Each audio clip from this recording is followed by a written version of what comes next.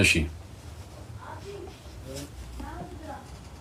ኦኬ መጽሐፍ እሺ አንዴ መጀመሪያ ቻችን ሴዲዩ እሺ እንትን እናድርግ ኦኬ ትንሽ እንሂድበት እንደዛ እንትኑ ላይ የዛ የተጋበዝነው ላይ ረስተውታል አያችኋ መዝሙር ስሰማ በቃ እንደዚህ ያናል የማይጠቅም ነገር ከሆነ ዝም ብሎ ምን ሄድበት አይነት ነገር ብቻ ሲሆን ያስረሳኛልና እሺ እሺ በቃ አንሂድበት ግን ዝም ብለን ግን ያው ማስታወቂያ እንድንሰራላችሁ ስለፈለጉ እንስራላችሁ ማስታወቂያ ፈልገዋል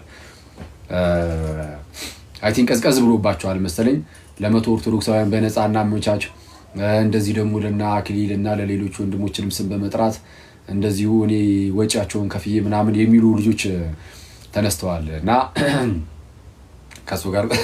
ከሱ ጋር በተያያዘ እኔ በጣም ፈኒ ነው በመጀመሪያ ደረጃ ያቺ ቆንጂት የሰራሹ ልጅ ምንድነው እንደው ወጪያችሁን ከፍላለሁ ምናምን ብላ እኔንም ማስበው ነበር እንደው ወጪ ይሁን ይችላልው ናና በቃ ዛስቲ እንደው ጆይን አድርገን መልካም ወጣት ምናምን ነገር ብላኛለችና የሚያስተምረው ወንድማችን ዮናታን ነው አስተባባሪዎቹ ደግሞ እነዚህ ያው እነሱ ልጆች ናቸውና እህታችን ወጪውን ተይውና እኔ በነፃ ማለት እናንተ ጋር ወጪ ስላለ ወጪ ከፍላለሁ ብለሽኛል አይደል እኔ ጋር ወጪ የለም ቴሌግራም ላይ በነፃ መሰረታዊ ክርስትና ትምህርት ሰጣለሁ ፕራይቬት ቻናል ላይ ዋናው ቻናል ላይ ሳይሆን በነገራችን ላይ ጋይስ ፕራይቬት ቻናል ትምህርት እንሰጣለን መሰረታዊ የክርስትና ትምህርትን አሁን ዋናው ቻናል ላይ ምናምን እዚህም እየመጣን ምናምን የተለያዩ ትምህርቶችን ማለት እንሰጣጣለን ምናምን ከዛ በጀመረ ደግሞ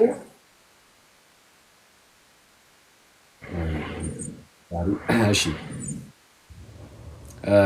so የተለያዩ ጥያቄዎች ቴንክ ዩ እሺ ወንድሜ የተለያዩ ጥያቄዎች ሲነሱ ምናምን ነገር መልስ እንሰጥ የለ አሁን እዚህ ላይ ስንመጣው ቀንዛ ነው የምናደርገው የተለያዩ ጥያቄዎች መልስ መስጠት ምናምን ነገር የተለያዩ ርዕሶች ሲነሱ እዛ ጉዳይ ላይ ሪፍሌክሽን መስጠት ምናምን ነው መሰረታዊ ክርስትና ትምህርት ግን ያስፈልጋል ስለሚያስፈልግ ቴሌግራም ላይ እንሰጣለን ግን በነፃ ነው የምንሰጠው አናስከፍልም ያሳዝናል አይደል የተወሰነ ማስከፈል የለብንም ጋይስ አይገባንም እሺ አናስከፍልም ምናምን በነፃ የተቀበልነውን የእግዚአብሔርን ቃል በነፃ እንሰጣለን ያው ወጪ ስለሌለብንም ቴሌግራም ላይ ገብቶ ማስተማር የሚፈልገው ነገር ምንድነው ቆይ ይሄ ቴክስት ዩኒኮና አላየው ይቅርብኝ እሺ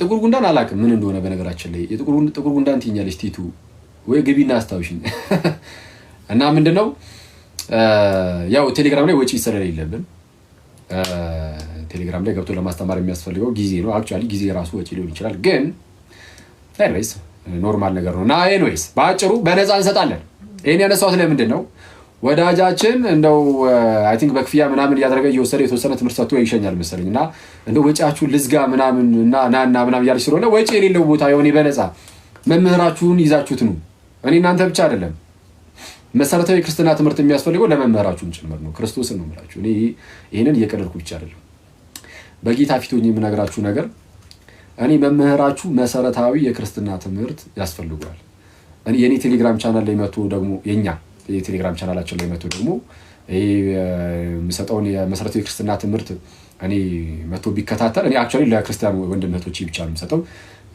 እነሱን የማጥናት ምናምን ነገር እንዲሁ ቢሆን ጌታ በዛው ጥንጥዬ ቢያስተምረን በሚለው ማለት ነው ግን ለእናንተ ግን በቃ ፈቀድኩ ምክንያቱም ሰው በጣም ማደግ ከዚህ በፊት የተሳሳተው ውስጥ ታውቃላችሁ አይደል ጋይስ ምን ነበር የተሳሳተው ጌታ ኢየሱስ ላይ ነው የተሳሳተው በቃ ባጭሩ ክርስቶስ ላይ ያውም ሰውነቱ ላይ ኢየሱስ አምላክ ነው ምናምን ግን ሰውነቱ ግን እንደኛ አይደለም ወይም ደግሞ ከኛ ይነሳው አይደለም ብሎ ያስተምር የነበረ ሰው ነው እንግዲህ እንዴ አጂ ቆንጂት ምን አረገ ነው የምትይንኩ ከቅድስት ድንግል ማርያም ስጋን አልነሳም ኢየሱስ ብሎ ሲያስተምር የነበረ ከዛ በኋላ ከ5 ዓመት በኋላ ደግሞ መጥቶ ዮሐንስ ወንጌል ሳስጠና እንዲህ ብዬ እኮ ተሳስቼ ነበረ ብሎ ያስጨበጨበ ልጅ ነው እኛን የሚያስተምረው በጌታ የክርስትና ምን ሌላ ነገር ነው የሚያስተምረን የክርስትና ትምህርት አይደለም የክርስትና ትምህርት ካልሆነ ነገሩንና ወይ ምናልባት ኢለርኒንግ ምናምን ካለ ኦንላይን ላይ ምናምን ጊዜ እንትን ላለማባከንም የሚጠቅመን ከሆነ እዚሁ ዝም ብለን እንማርለት ክርስትና ላይ ግን መጥቶ እኛ ጋር ቴሌግራም በነፃ ይማር መሰረታዊ ክርስትና ትምህርት ክርስቶስን እኔ እንደዛ ቢያደርግ ጥሩ ነው እናንተም እንደዛው እና ያው ማስታወቂያችሁን አትስሩብን በአጋላችን ላይ ያረፍቱን ያው ፈቅደንላችኋል የተወሰነ እንድትሰሩ እና መጀመሪያ ትምህርት ያስፈልጋል። ለማስተማር ባይዚ ትምህርት ይፈልጋል። ቅዱስ ያዕቆብም ከእናንተ ብዙዎች አስተማሪዎች አይሁኑ ይላል። አክቹዋሊ ይሄ ለፕሮቴስታንት ለኦርቶዶክስ ነው የሚሆነው ይሄ ጥቅስ። ከእናንተ ብዙዎች አስተማሪዎች አትሁኑ ተባለ። ባይዚ በጣም ትልቅ ቃል ነው በነገራችን ላይ። በእኛ ዘንድም ብዙ ሰዎች ብዙም በማናውቀው አሁን እኔ አስተማሪ አይደለሁም ጋይስ። እኔ ከወመኔዎች ዋነኛ ከዛ በኋላ የተወሰኑ ወመኔዎች እዚህ ጋር አሉ። ከዛ ዝም ብለን ወመኔዎች ሰብሰብ ብለን ግን ያው ኢየሱስን የምንወድ ስለሆንን ቤተክርስቲያናችንን የምንወድ ስለሆንን በዚህ በቅዱሳን ህብረት ውስጥ ሆነን ደግሞ ተስፋ የምናደርግ ስለሆንን እንግዲህ የቅዱሳኑን ፈለግ ለመከተል የምንሞክር ጌታችን ኢየሱስን ተስፋ የምናደርግ ስለ አምላካችን ስለ እግዚአብሔር ማወቅን የምንፈልግ ወደ ቅዱስ ሚስጥር ለመቅረብ ምናምን ነገር እንደው የምንታተር እንደዚህ አይነት ፍላጎት ያለን ሰዎች ሰብሰብ ብለን ትንሽ እያወራን ብቻ ነው እንጂ በእኔና በእናንተ መካከል የአስተማሪና የተማሪ አይነት ግንኙነት ያው የለንም ታውቁታላችሁ። እና ምንም ሆነ ምን ግን እንደው ይሄ ማስተማር ከተባለ ማለት ነው ሰው ለማስተማር ሲወጣ በጣም ዝግጁ መሆን ይጠይቃል። በጣም አደገኛ ነው። አንዳንዴ በማስተማር ውስጥ ሰውን በጣም ሊገድል ይችላል። ማዳን እንዳለ ሁሉ መግደል ደግሞ አለ እና ጥንቃቄ ይፈልጋል። ከእናንተ ብዙዎች አስተማሪዎች አይሁኑ አለ ቅዱስ ያዕቆብ እና እንደዛ በማለት ውስጥ ጥሩ አለ። እሺ ነውስ መጽሐፍ ቅዱሳችንን አሁን እናንብ። ዛሬ ቅዳሴን በዛውም እንድትወዱ ነው። በነገራችን ላይ ከቅዳሴ ጋር በተያዘ ባለፈውም ብያችሁ ነበረ። ቅዳሴ ወደ ጌታ ደስታ የመግባት ሚስጥር ነው የሚለው የቀሲስ ዶክተር መብራቱ ኪሮስ መጽሐፍ። በእሷ መጽሐፍ ትንሽ ጊዜ እንማማራለን። እስቲ ጸልዩልኝ ምናምን በጣም አንዳንዴ በቃ እየተሳነፍን ነው። እሱን ነገር በጣም ባሳካው ጥሩ ነው እና ሌሎች ጉዳዮችም አሉ። ቢመርግጥ ጸሎታችሁ አትለይኝ እናንተ ሰዎች። የምሬ ነው። ክርስቶስን በጸሎት ምናምን አለቀልኝ። የምር እኔ እንደዛ ነው ፊልም ማድረገው። በጣም በእናንተ ጸሎት እንዳለው ነው ፊልም ማድረገው እና በጌታዬ ምህረት ማለት ነው። እና አንዳችሁ ለአንዳችሁ ጸልዩ። በተለይ አክሊለ ሰማዕትን አትርሱት። እሺ እና እንማማራለን እና ቅዳሴ ላይ ቅዱሳት መጻሕፍት ይነበባሉ። በዛው ቅዳሴን እንድንወድ ማለት ነው። ቆይ አንዴ እንትን ልበላችሁ። አንዴ ኮመንቱን ረበሻችሁ ሳየው ረበሻችሁ። ቆይ አንዴ ዮሐድ ንጉስን 100,000 የማስገባት ቻሌንጅ ተቀላቀሉ። 300 ምናምን ሰው ይሁት ጋይስ እንዴ ጭራሽ እየጨመሩ 400 ሊገባ ነው። ዮሐድ ንጉስን 100,000 ኦኬ። ይሄ ነገር ሁሌ ነው የሚጻፈው ጋይስ። እየተቀላቀላችሁ አይደለም መሰለኝ። ፕሊዝ ዮሐዴን ብትችሉ ሁላችሁም ቆይ እዛ ቴሌግራም ላይ ማስቀምጠላችኋለሁ። ቪዲዮም ሰራለሁ ያለው በርግጥ ምን ነግሬያችኋለሁ። ትላንትም ቪዲዮም ሰራላታለሁ እና ዮሐዴን ፕሊዝ እንደው በጌታ ፎሎ አድርጉት እሺ ጋይስ። ዮሐዴ ብዙ ጊዜው ነው ምናምን ነገር ማገልገል ምናምን ከጀመረ እስልምና ላይ የሚሰራው እንደማችን ነው ምናምን ነገር ብዙ ጊዜ ሆኖታል። ግን ጩጪ ነው። ወደ 70 አካባቢ ነው አይደል? 60 ምናምን ሺህ ማለት አይጠቅመውም። እውነቱን ለመናገር ጋይስ አሁን ዮሐዴ 100,000 ቢገባ 100,000 ብዙ ነው አይደለም? ትንሽ ነው ግን 100,000 ብዙ ነው ግን አሁን ከሌሎቹም አንፃር ምናምን ያው እኛ ጋርም ብዙ ሰው አለ አይደል? እና ብዙ የተለያዩ ሰዎች ጋር በጣም ብዙ አለ። ያን ያህል ብዙ የማይሰራ ማለት ኖርማል ዓለማዊ ነገር ጋርም ብዙ ሰው ሊኖር ይችላል። ችግር የለውም እሱ ባይደው በነገራችን ላይ ጥሩ ነው ይኖር። የትኛውም ሰው ጋር ብዙ ሰው ይኖር እሰየው። ብቻ መጥፎ ነገር አያድርግ እንጂ ያ ሰው መጥፎ ነገር ካላለ ዓለማዊ ሰውም ቢሆን ዓለማዊ ኮንተንት ቢኖረው ይኖረው እሱ ችግር የለም ችግር የለም። እና ግን አሁን 100,000 ቢገባ ዮሐዴ ምንም አይጠቅምም። እውነቱን ለመናገር ለሱ ማለት ቢጨምርለት ነገር አይኖርም። ግን ኃላፊነት እንዳለበት እየተሰማው ይሄዳል። ብዙ ሰው የመኖሩ ነገር እሱን ከጠቀመው የሚጠቅመው በምንድን ነው? ኃላፊነትን እንዲያስብ ያደርገዋል። ከዛ በደንብ እየታተረ በደንብ እየሰራ እንዲሄድ ያደርገዋል። ፕላስ ደግሞ መተው ሰዎች ፎሎ ቢያደርጉት እነዛ ፎሎ የሚያደርጉት ክርስቲያን ወንድሞቻችን ደግሞ ይጠቀማሉ። እሱም ከሚሰራቸው ቪዲዮዎች ምናምን ይጠቀማሉ። እና ያ ካልሆነ በስተቀር ምንም የፎሎወር ብዛት ምናምን ያን ያህል እውነቱን ለመናገር ያን ያህል አሁን መንፈሳዊ ነገር ላይ የሚሰራ ሰውን ብዙ በዛ ደረጃ የሚጠቀም አይመስለኝም እውነቱን ለመናገር። እና ፎሎ አድርጉት እና እሺ አሁን ኮሜንቱን እንዝጋና እናንብብ።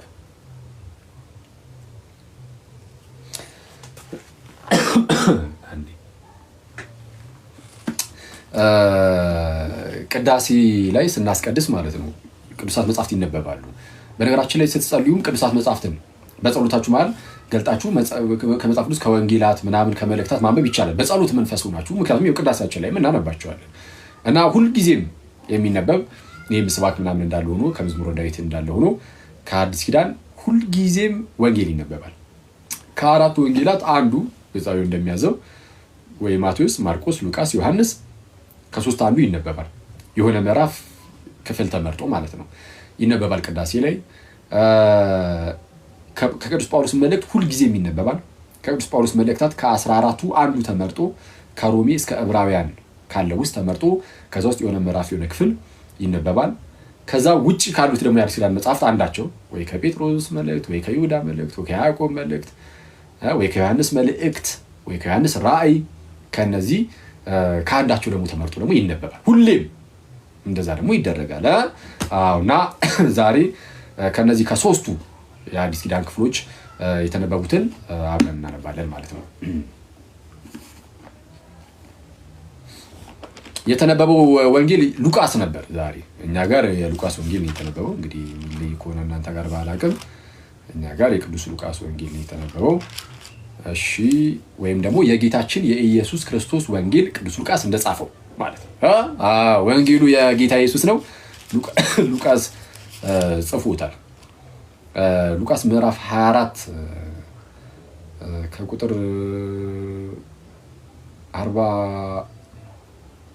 45 ጀምሮ እሺ፣ ከቁጥር 45 ጀምሮ ነው የተነበበው። ከቁጥር 44 እናደርገው። እሺ፣ እንዲህ ይላል። እርሱም አለ ጌታችንና መድኃኒታችን ኢየሱስ ክርስቶስ እርሱም ከእናንተ ጋር ሳለው በሙሴ ሕግና በነቢያት በመዝሙራትም ስለ እኔ የተጻፈው ሁሉ ይፈጸም ዘንድ ይገባል ብዬ የነገርኳችሁ ቃሌ ይህ ነው አላቸው። በዚያም ጊዜ መጽሐፍትን ያስተውሉ ዘንድ አእምሯቸውን ከፈተላቸው። ምን አለ? በዚያን ጊዜ መጽሐፍትን ጌታ ኢየሱስ ሞቶ ተነሳ እና ሞቶ ተነስቶ ያገኛቸዋል ምናምን ነገር እና ሐዋርያቱ በቃ በደንብ አልጸኑም ነበረ። በነገራችን ላይ ትንሣኤውን ከማየታቸው በፊት ሐዋርያቱ አልጸኑም እና በቃ የሆነ ሄድ መለስ አይነት ነገር ውስጥ ነበሩና ጌታችን ሲሰቀል ምናምን ነገር በቃ ሞተ በቃ ብሎ ነበር። በቃ ሞተ። አብሮን ያን ሁሉ ጊዜ እንደዛ ተስፋ አስደርጎ ነበር ምናምን፣ ግን በቃ አጣ ነው አይነት የሚመስል ነገር ውስጥ ገብተው ነበር። የኤማሁስ መንገደኞችንም ማየት ይቻላል። እንግዲህ ከዚህ ክፍል ቀደም ብለን ማለት ነው 20 ምዕራፍ መጨረሻ ላይ ወደ 24 ምዕራፍ መጀመሪያዎቹ አካባቢ ላይ 24 ምዕራፍ ላይ ቲንክ እዚሁ 24 ምዕራፍ ላይ የኤማሁስ መንገደኞች ወደ ኤማሁስ ሲሄዱ ጌታችን ኢየሱስ አግኝቷቸው ምናምን ነገር ሲያዋራቸው የነበሩት ማለት ነው እና መጽሐፍትን ሲተረጉምላቸው የነበሩ እና መጽሐፍትን ሲተረጉምልን ልባችን ይቃጠልብን ነበረ ያሉት ሰዎች ማለት ነው። እና እነሱ ከነሱ ጋር እንደዚህ እየተገናኘ ይነጋገር ነበረ ጌታ ኢየሱስ እና እነሱ የመሰላቸው በቃ ሞቶ የሚቀር ነበር የመሰላቸው። ለምን አልኳችሁ? ጌታችን ኢየሱስ የሚናገራቸውን ነገር በጣም በዛ ይጸኑ አልነበሩ ማለት ቀደም እንዳልኩት ሄድ መለስ አይነት ነገር ነበር። እንደዚህ ነገር ውስጥ ነበሩ። ትንሣኤ ግን በጣም ትልቅ አረጋጋጭ ነው። ሞቶ ተነስተው ካዩት አስቡት፣ ሞቶ እንደሚነሳ ምናምን ነግራቸው ነበረና ግን በዛ ደረጃ በእምነት በጣም የጠነከሩ ስላልነበሩ ልክ ሲሞት ይነሳል የሚለው ያን ያህል በጣም እንደው ልባቸው ላይ በደንብ በእምነት ደረጃ ይሉ አልወጣም። ተነስቶ አረጋግጦ ሲያሳያቸው ግን በቃ በእርሱ ላይ ያላቸው እምነት በጣም ከፍ ይላል ማለት ነው ያኔ እና ጌታችን ኢየሱስ ምን አለ? ከእናንተ ጋር ሳለው በሙሴ ሕግና በነቢያት በመዝሙራትም ስለ እኔ የተጻፈው ሁሉ ይፈጸም ዘንድ ይገባል ብዬ ነገርኳችሁ ቃሌ እኮ ይህ ነው አላቸው።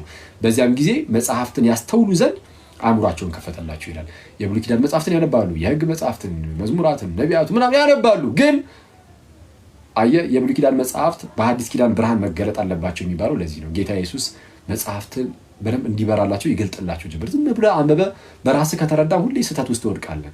ልክ እንደ ኢትዮጵያዊ ጃንደረባ ማለት ነው። በዚህ በሐዋርያት ሥራ ምዕራፍ 8 ላይ ፊልጶስ ሄዶ ሲያገኘው የኢትዮጵያዊ ጃንደረባ ኢሳይያስን ያነባል። ትንቢት ነው የሚያነበው። ኢሳይያስን ያነባል። ኦኬ የምታነበውን ታስተውለዋለህን አለው። አይ የሚያስተምረኝ ሳይኖር እንዴት አለ። የሚያስረዳኝ የሚያሳየኝ ሳይኖር እንዴት አድርጌ አለ። ያኔ ከዛ መጽሐፍ ጀምሮ ወንጌልን ሲሰብክለት እናያለን ማለት ነው ፊልጶስን እና ጌታችንም ሞቶ ከተነሳ በኋላ ከሐዋርያቱ ጋር እየተገናኘ ያስተምራቸው ነበር እና ምን አለ? ኦኬ። በዚያን ጊዜ መጽሐፍትን ያስተውሉ ዘንድ አእምሯቸውን ከፈተላቸው፣ እንዲህም አላቸው፣ ክርስቶስ መከራ ይቀበላል፣ በሦስተኛውም ቀን ከሙታን ይነሳል፣ በስሙም ንስሐና የኃጢአት ስርየት ከኢየሩሳሌም ጀምሮ በአሕዛብ ሁሉ ይሰበካል ተብሎ እንዲሁ ተጽፏል አለ።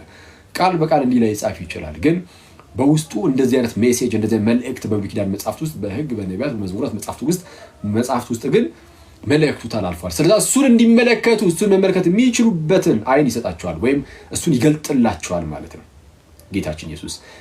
እናንተም ለዚህ ምስክሮች ናችሁ። እነሆም አባቴ የሰጠውን ተስፋ እኔ እልክላችኋለሁ። ቅዱሱን መንፈስ ማለት ነው። አባቴ የሰጠውን ያንን ተስፋ መንፈስ ቅዱስን የሰጠውን ተስፋ እኔ እልክላችኋለሁ። አስቀድሞ በኢዩኤል ላይ ተነግሮ ነበረ። ትንቢተ ኢዩኤል ላይ ምን ብሎ ተነግሮ ነበረ? ምንድነው? በስጋ ሁሉ ላይ ከመንፈሴ አፈሳለሁ የሚል ታላቅ የሆነ ተስፋ ተሰጥቶ ነበር። አባቴ የሰጠውን ተስፋ እኔ እልክላችኋለሁ፣ እናንተ ግን ከላይ ኃይል እስክትለብሱ ድረስ በኢየሩሳሌም ከተማ ቆዩ አላቸው። ኃይል እስክትለብሱ ድረስ ከላይ ኃይል እስክትለብሱ ድረስ በኢየሩሳሌም ከተማ ቆዩ። አሁን ሊያደርግ ነው ጌታ ኢየሱስ እንዲህ ብሎ ተናገራቸው። ስለዚህ ሐዋርያቱ ምን ያደርጋሉ? በአንድ ቦታ ከጌታችን ከኢየሱስ ክርስቶስ እናት ከቅድስት ድንግል ማርያም ጋር ሆነው በጸሎት እየተጉ ይጠብቃሉ። ስለዚህ ጌታ ኢየሱስ ያደርጋል ተስፋ እንዳስደረጋቸው ካረገ በኋላ በ10ኛው ቀን ማለት ነው መንፈስ ቅዱስን በእነርሱ ላይ ደግሞ ይልከዋል ማለት ነው። ያኔ ኃይልን ይታጠቃሉ፣ ኃይልን ይለብሳሉ። እሺ ቀጠል አድርጎ እንዲህ አለ፣ እስከ ቢታንያም አወጣቸው፣ እጆቹንም አንስቶ ባረካቸው። በስመ አብ። እስከ ቢታንያ አወጣቸውና እጆቹን አንስቶ ባረካቸው። ጌታ ኢየሱስ እጆቹን አንስቶ ሐዋርያትን ሲባርክ አስቡት። ሲባርካቸውም ከእነርሱ ተለየ፣ ወደ ሰማይም አረገ። እነርሱም ሰገዱለትና በብዙ ደስታ ወደ ኢየሩሳሌም ተመለሱ፣ ዘወትርም እግዚአብሔርን እያመሰገኑ እየባረኩ በመቅደስ ኖሩ ይላል። ጌታ ኢየሱስን ሲያርግ ቀጥታ አዩት ማለት ነው። አሁን ሰሞኑን እርገት አልነበረ? እርገት ከመሆኑ አንጻር ከእሱ ጋር የተያያዘ ምን አይነት ነገር ንባባት ተመርጦ ስለሚነበቡ ይህን የወንጌል ክፍል አነበብን። ጌታችን ኢየሱስ እያዩት ነው ከፍ ከፍ እያለ ያደረገው። ከዚህ በፊትም እንዳልኳችሁ ስለዛ ጌታችን ኢየሱስ አሁንም ደግሞ እንዲሁ ደግሞ ሲወጣ እንዳዩት ደግሞ ክርስቶስ ኢየሱስ በታላቅ ክብር ደግሞ ተመልሶ ይመጣል። ይህችኛው ክፍል ብቻ ነው ዛሬ የተነበበችው። ዮሐንስ ወንጌል ማነው የሉቃስ ወንጌል ወይም የወንጌል ክፍል በአጠቃላይ ይሄን የተነበበው። እሺ ቀጣይ የተነበበው የጳውሎስ መልእክት ነው። ግን የጳውሎስ መልእክትን ከማንበባችን በፊት መዝሙር እንሰማለን አይደለ? የስ ጋይስ ከዛን ቶሎ የፈጠነ ጨራርሰን እንወጣለን። ለካ ዛሬ የአባታችን የአቡነ ተክለ ሃይማኖት መታሰቢያ በዓል ነው። 24 ነው መታሰቢያ ቀን ነው። እሺ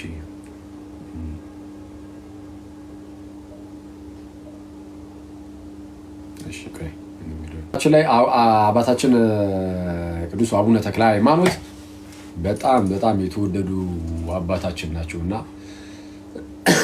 በጣም ነው የሚያሳዝነኝ። አንዳንዴ እዚህ እኛ ሀገር በቃ ሆኖ ባሉ ነው ወይ ደግሞ ዝም ብሎ በመጽሐፍት ብቻም እየመዘኑ ማለት በመጽሐፍት ብቻ ይነሲዝ ዝም ብሎ እነሱ አንብበው በተረዱት ልክ ለምሳሌ ገድል የአቡነ ተክለ ሃይማኖት ገድል አለ አይደል? ገድሉን ያነቡና ያሉነ ነገር እየተናገሩ የአቡነ ተክለ ሃይማኖት እንደዚህ እንደው በሽታቸው ከክርስቶስ ደም ጋር እኩል ሆነ አይልም። አይዚ መጽሐፉ ከዚህ በፊትም አክቹአሊ መልስ ሰጠንበት ነበር እዛው ቴሌግራም ላይ የአቡነ ተክለ ሃይማኖት በሽታ ከክርስቶስ ደም ጋር እኩል እንደው በጌታ ነው። እቺን ቀኗን አስመርክቼ እሷን እኔ ገድሉን አምጥቼ እስቲ የምታስታውሱ ቆይ አላስታውሰዋለሁ እኔ በጌታ ስም ኢቨን እንትን ብዬዋለሁ ጽፌበታለሁ ራሱ አንዴ ቆይ ሰርች አድርጎና እንትን ክፍሉን ከዛን የገድሉን አምጥቼ ላምብላችሁ እንዴት ፕሮቴስታንቶች በአባታችን ላይ በገድሉ ላይ አክቹአሊ እንዴት እንደሚቀጥፉ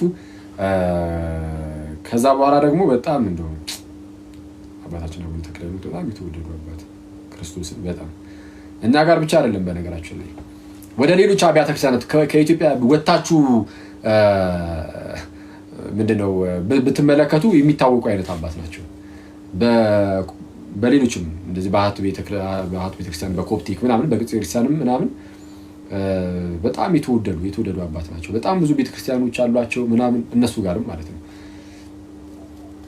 ኢቭን የገድል መጽሐፍም ያላቸው እዛም የገድል መጽሐፋቸው አለ። ባይዚ የተወሰነ ለየት የሚል ነገር አለው ሲባል ሰምቻለሁ ተላለ ግን አለ እዛ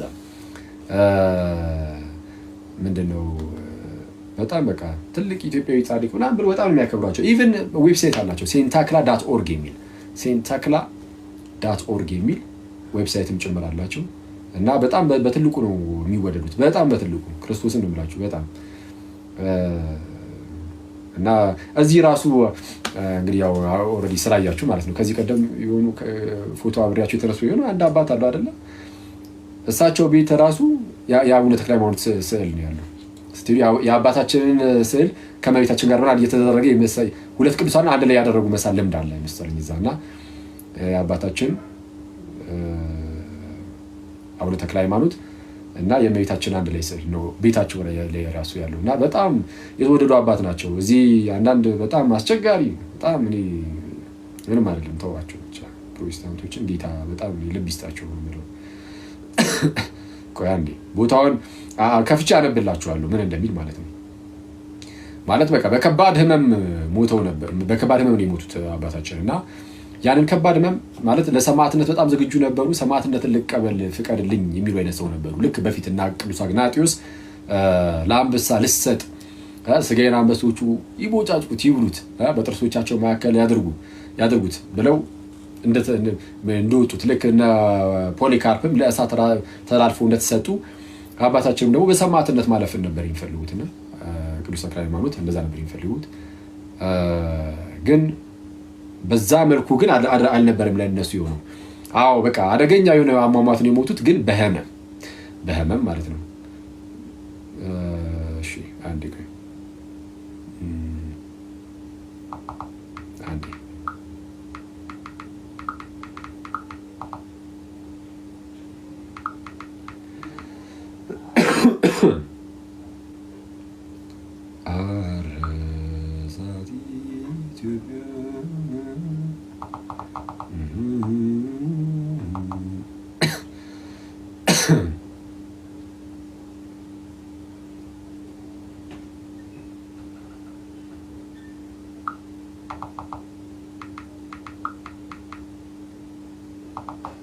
sad okay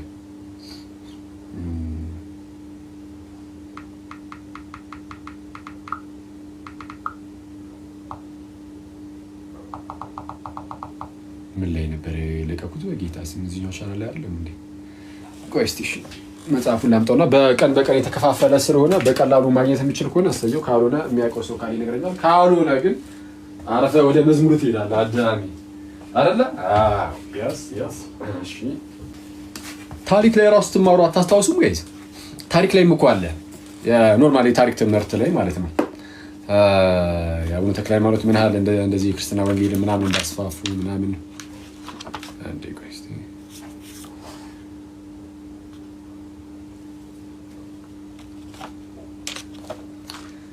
እስቲ እንደው ወደ በኋላ በኩል ቅዳሜ እስቲ የሚያውቅ ሰው አለ ኤግዛክትሊ ቦታውን በቀን ሲከፋፈል ያለበትን ማለት ነው አክሊለ እኔ ላሳያህ እንግዲህ ብሎ እንዳይመጣ ያጭልስ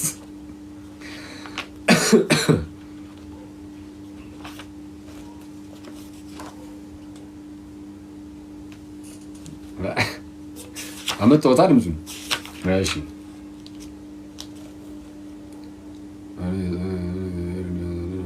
አይደለም እሺ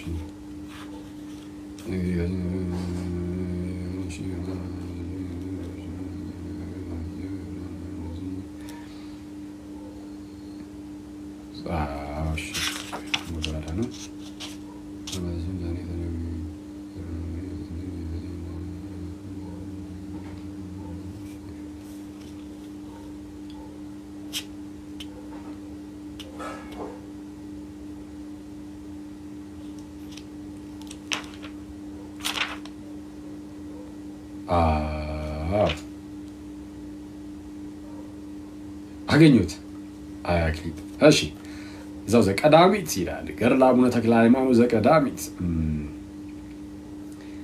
ያው ይሄንን ስራ ለማድረግ አይደለም እውነቱን ለመናገር ከዚህ ቀደም እንዳልኳችሁ እኔ ገድላት ላይ ምናምን ለሚነሱ ጥያቄዎች እንደዚህ ይወጡ ሁሌ መመለስ ምናምን እኔ ያው አስፈላጊ ነው ብዬ አላስብም ክርስቲያኖች በቃ ዋናው አስተሳሰባችሁን ብቻ እንትን ብላችሁ እያያችሁ መጠቀም ያለባችሁን ከገድላቱ መጠቀም አለቀ።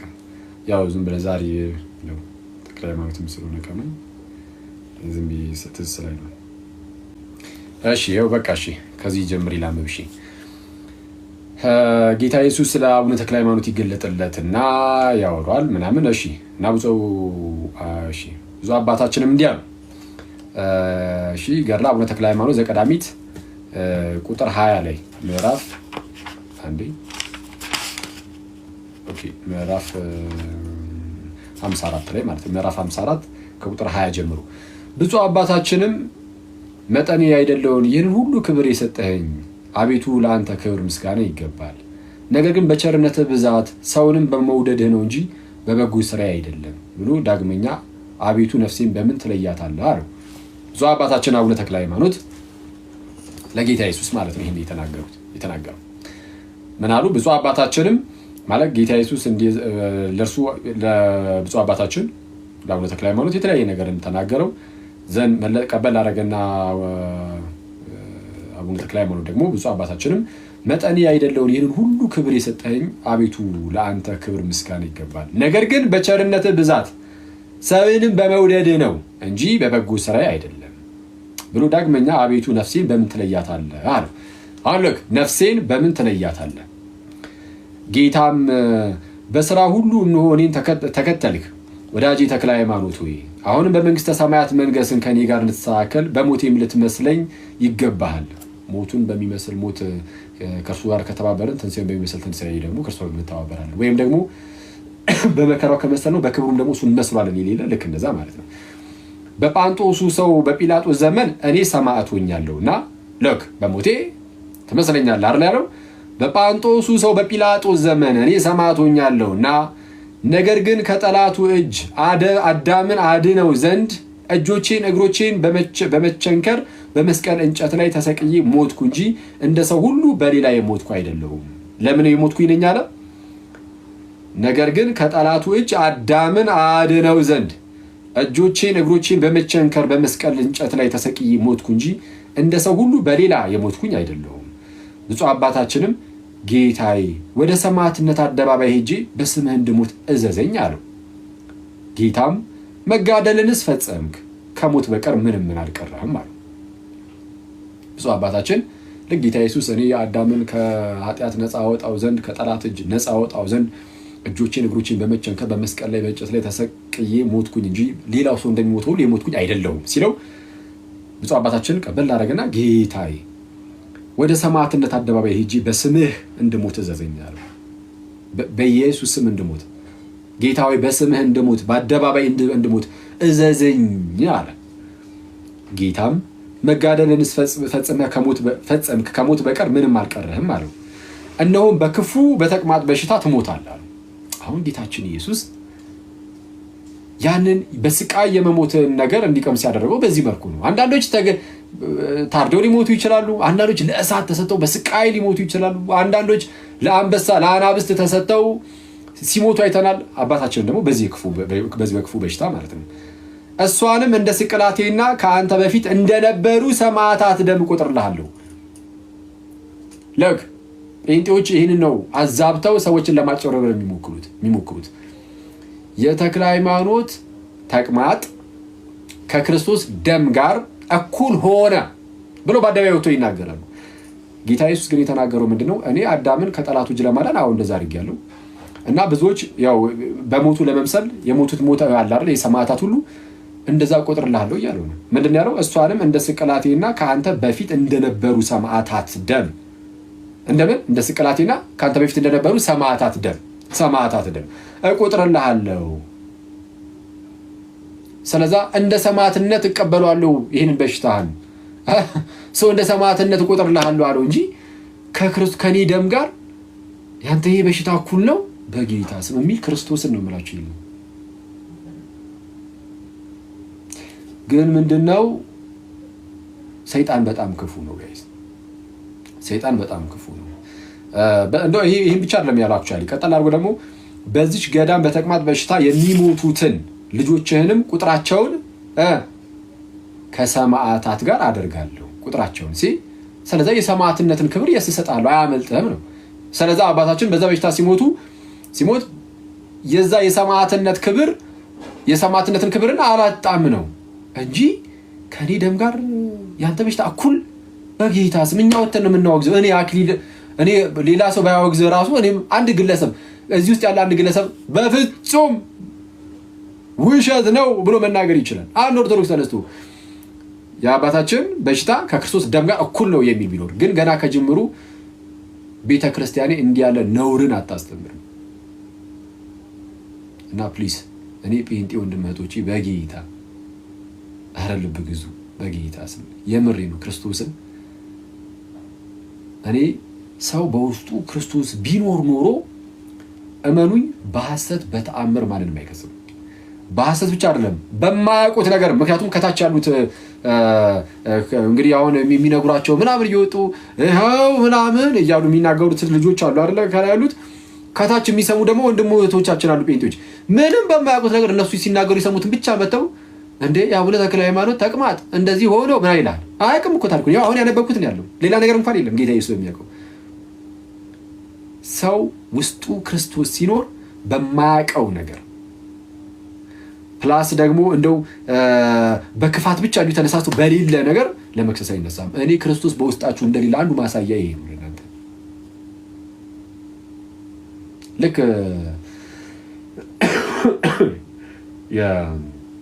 ማን ነው የጌታችን ኢየሱስ ሳመው እንደው እና ለብዙ ሰዓት ሳመው ስለዛ ብለው ማለት ነው ማለት መጽሐፉ ላይ ኦኬ ሳመው የሚል ይኖራል። ግን አሁን መሳም ምንድነው የሚለው ራሱ መታወቅ አለበት።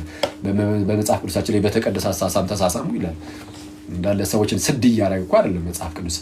ኤኒዌይስ ብቻ ግን ሳመው ለብዙ ሰዓት የሚል ነገር አለ። ስለዛ በቃ ጌታ ኢየሱስ አንድን ቅዱስ አባት እንደዛ ስላደረገ ብለው የሚናገሩት ነገር ጌታ ኢየሱስ እነሱን ይቅር ይበላቸው እኔንም አሁን ይቅር ይበልኝ የእነሱን ነገር በማንሳቴ እና ይሄ ሆሞሴክሹዋሊቲን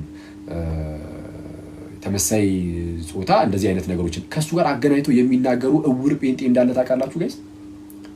በዛ ሰይጣን ያደረበት ጴንጤ ይሄን ይቅርታ ጴንጤ ወንድሞቼ እኔ ሁላችሁንም አላልኩም፣ ግን ይሄንን ከእንደዚህ አይነት ነገር ጋር የሚያገናኝ ጴንጤ በግልጽ በቃ ሰይጣን እየጋለቡ ያለ እንደዚህ ልጓም አድርጎለት ማለት ነው። ሰይጣን ከጀርባው ላይ ተቀምጦ እንዲህ ከኋላ እየመታው እየጋለቡ ያለ ሰው በቃ እንደዛ ነው።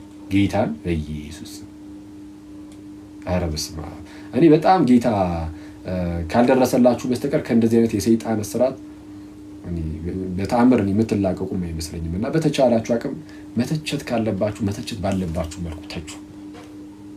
እኔ ራሴ ለምሳሌ መጽሐፍት ላይ ይሄ ስህተት ነው ብዬ አውቃለሁ። በነገራቸው ላይ አይደል እኔ አላውቅም አውቃለሁ አንድ መጽሐፍ ላይ ለምሳሌ ግን ከታሪክ አንፃር ምናምን በቃ ታሪኩ ይታወቃል። የሚታወቅ ታሪክ ከሆነ ይሄ ከታሪክ አንፃር እንደው ትክክል አይመስለኝም ብዬ አውጥቼ ተናግሬ አውቃለሁ። እንደናንተ አይነት እንደዚህ የእውር ነገር ግን ማንም ሰው አይሰራም ሰይጣን ከሌለበት ሰው በስተቀር። እና ሁሉን ነገር ከዛ ጋር አታገናኙ። ልክ አናጺ ያየው ሁሉ ቢስማር ይመስላል የሚባል ነገር አለ አይደል? በቃ ሁሌ እሱ ቢስማር ላይ ስለሆነ ያየው ነገር ሁሉ ቢስማር ይመስላል ወይ መዶሻ ይመስላል። ልክ እንደዛ እነሱ ቢሆን ያዩት ነገር ሁሉ ይሄ ከሆሞሴክሹዋሊቲ ጋር የሚገናኝ ወይ ምናምን እንግዲህ ወይ እንደዛ እንድንጠረጠራችሁ አታድርጉ ነው በጌታ። እና ኤልዌስ ብፁዕ አባታችን ጋር ያለው ነገር ይሄንን ይመስላል። በመንግስተ ሰማያትም ለአንተ ሰጣችኋለሁ ይላል። እሺ በቃ እሺ እንደዚህ ያለው እንደው አጋጣሚ ቁጥር 24 ላይ ዘጋር ማለት ነው። ይህንንም ተናግሮ 3 ጊዜ ሳመውና ሰላምታ ሰጥቶት ወደ ሰማይ አረገ አለ ጌታ ኢየሱስ። ብፁዕ አባታችንን ይሄን ብሎ ተናገረው 3 ጊዜ ሳመውና ወደ ሰማይ አረገ። አሁን ይሄንንም ሲያዩ ሰይጣን ያለባቸው ሰዎች ጉድ ኢየሱስ 3 ጊዜ አቡነ ተክለ ሃይማኖትን ሳመው በቃ የሆነ ነገር ተፈጠረ እንደዛ የሚሉት ጌታ ኢየሱስ አግኝቶ በሳመኝ። በስመ አብ እናንተ በጣም እውር በኢየሱስ ምን ኧረ አታናግሩኝ እንደው በጌታ ተውኝ። በጣም ግን በኢየሱስ ምን እንደነዚህ አይነት ሰዎችን የሚሰማ ጴንጤ ራሱ በጣም ነው የሚገርመኝ። ክርስቶስን እንዴት እንደምትሰሟቸው ኧረ በጌታ እኔ ጴንጤ ፕሮቴስታንት ወንድሞቼ እኔ በጌታ ስም ከእንደነዚህ አይነት ሰዎች እኔ በትርቁ ነው የሚሻለው። ለማንኛውም ከሰው ብፁዕ አባታችን ብፁዕ አባታችን ገድሉ ምንም አለ ምንም ማለት ነው እሱ እንዳለ ይሁንና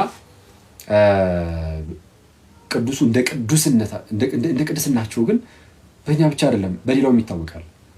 ገድሉ ስህተት ነው ብትሉ ራሱ ማለት ነው ቅዱሱ ግን እንደ ቅዱስ ማለት ቅዱስ እንደመሆናቸው ጌታ ኢየሱስን መስሎ እንደመኖሩ ግን አቡነ ተክለ ሃይማኖት አለ። በእኛ ሀገር ብቻ የሚታወቅ አይደለም፣ በውጭ ዓለም ሳይቀር ይታወቃል። ከእኛ ሰምተው ብቻ ደግሞ እንዳይመስላችሁ ከኢትዮጵያ ወደ እስራኤል ምናምን ወደ ሌላ ቦታ የሚሄድ ስለነበረ አቡነ ተክለ ሃይማኖት እዛ ሳይቀር አለ ታሪኩ። ስለዛ ይታወቃል እና በጣም ድንቅ ተአምርን የሚያደርግ ነው። በምልጃው በጣም ነው የሚጠቀሙት በውጭ ዓለማት ያሉ ክርስቲያኖች ሳይቀሩ። ስለዛ አሁን ምንድነው እኛ እንግዲህ በቤተክርስቲያን ውስጥ ያለን ሰዎች ቤተክርስቲያን ማለት የምእመናን ህብረት አንድነት ማለት አይደለም፣ የክርስቲያኖች ህብረት አንድነት ነው። እና ይህ ህብረቱ አንድነቱ ምድር ላይ ያለን ተጋድሎ ላይ ያለን ሩጫ ላይ ያለን እኛ አለን። ሩጫቸውን የጨረሱ ደግሞ እነ ተክለ ሃይማኖት እነ ቅዱስ ጳውሎስ እና ሌሎችም ደግሞ አሉ። ከማን ጋር? ከጌታችንና ከመድኃኒታችን ከኢየሱስ ክርስቶስ ጋር። ገድሉን እርሱት ለጊዜው። እሺ አሁን ገድሉን እርሱትና ገድሉ ስህተት ቢሆን ራሱ ነው የምላችሁ። ቅዱሱ ግን ቅዱስ ነው፣ በቃ አለቀ። ማንም ምንም ሊያደርጉ አይችልም። ስለዚህ አሁን ሩጫቸውን የጨረሱ ቅዱሳን በዛ አሉ። ሩጫ ላይ ያለን እኛ አለን። በዚህ በሰማይ ያሉ ሩጫቸውን የጨረሱ ቅዱሳን አባቶቻችን እናቶቻችንና እንዲሁም እኛ ደግሞ ሩጫ ላይ ያለን ክርስቲያኖች ህብረት፣ እሱ ነው ቤተክርስቲያን ማለት።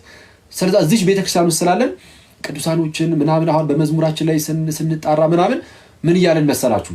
ያንን ህብረት እያስታወስን ነው። የስ ህብረታችን በዚህ ደረጃ ነው። ልክ በዕብራውያን መልእክቱ ምዕራፍ 12 ላይ ቅዱስ ጳውሎስ ወደ ህያው እግዚአብሔር ከተማ ደርሳችኋል አይደል የሚለው። አንዴ እሱን ላንብብላችሁና መዝሙሩን ከመስማታችን በፊት ዕብራውያን ምዕራፍ 12 ላይ እንደዚህ ይላል።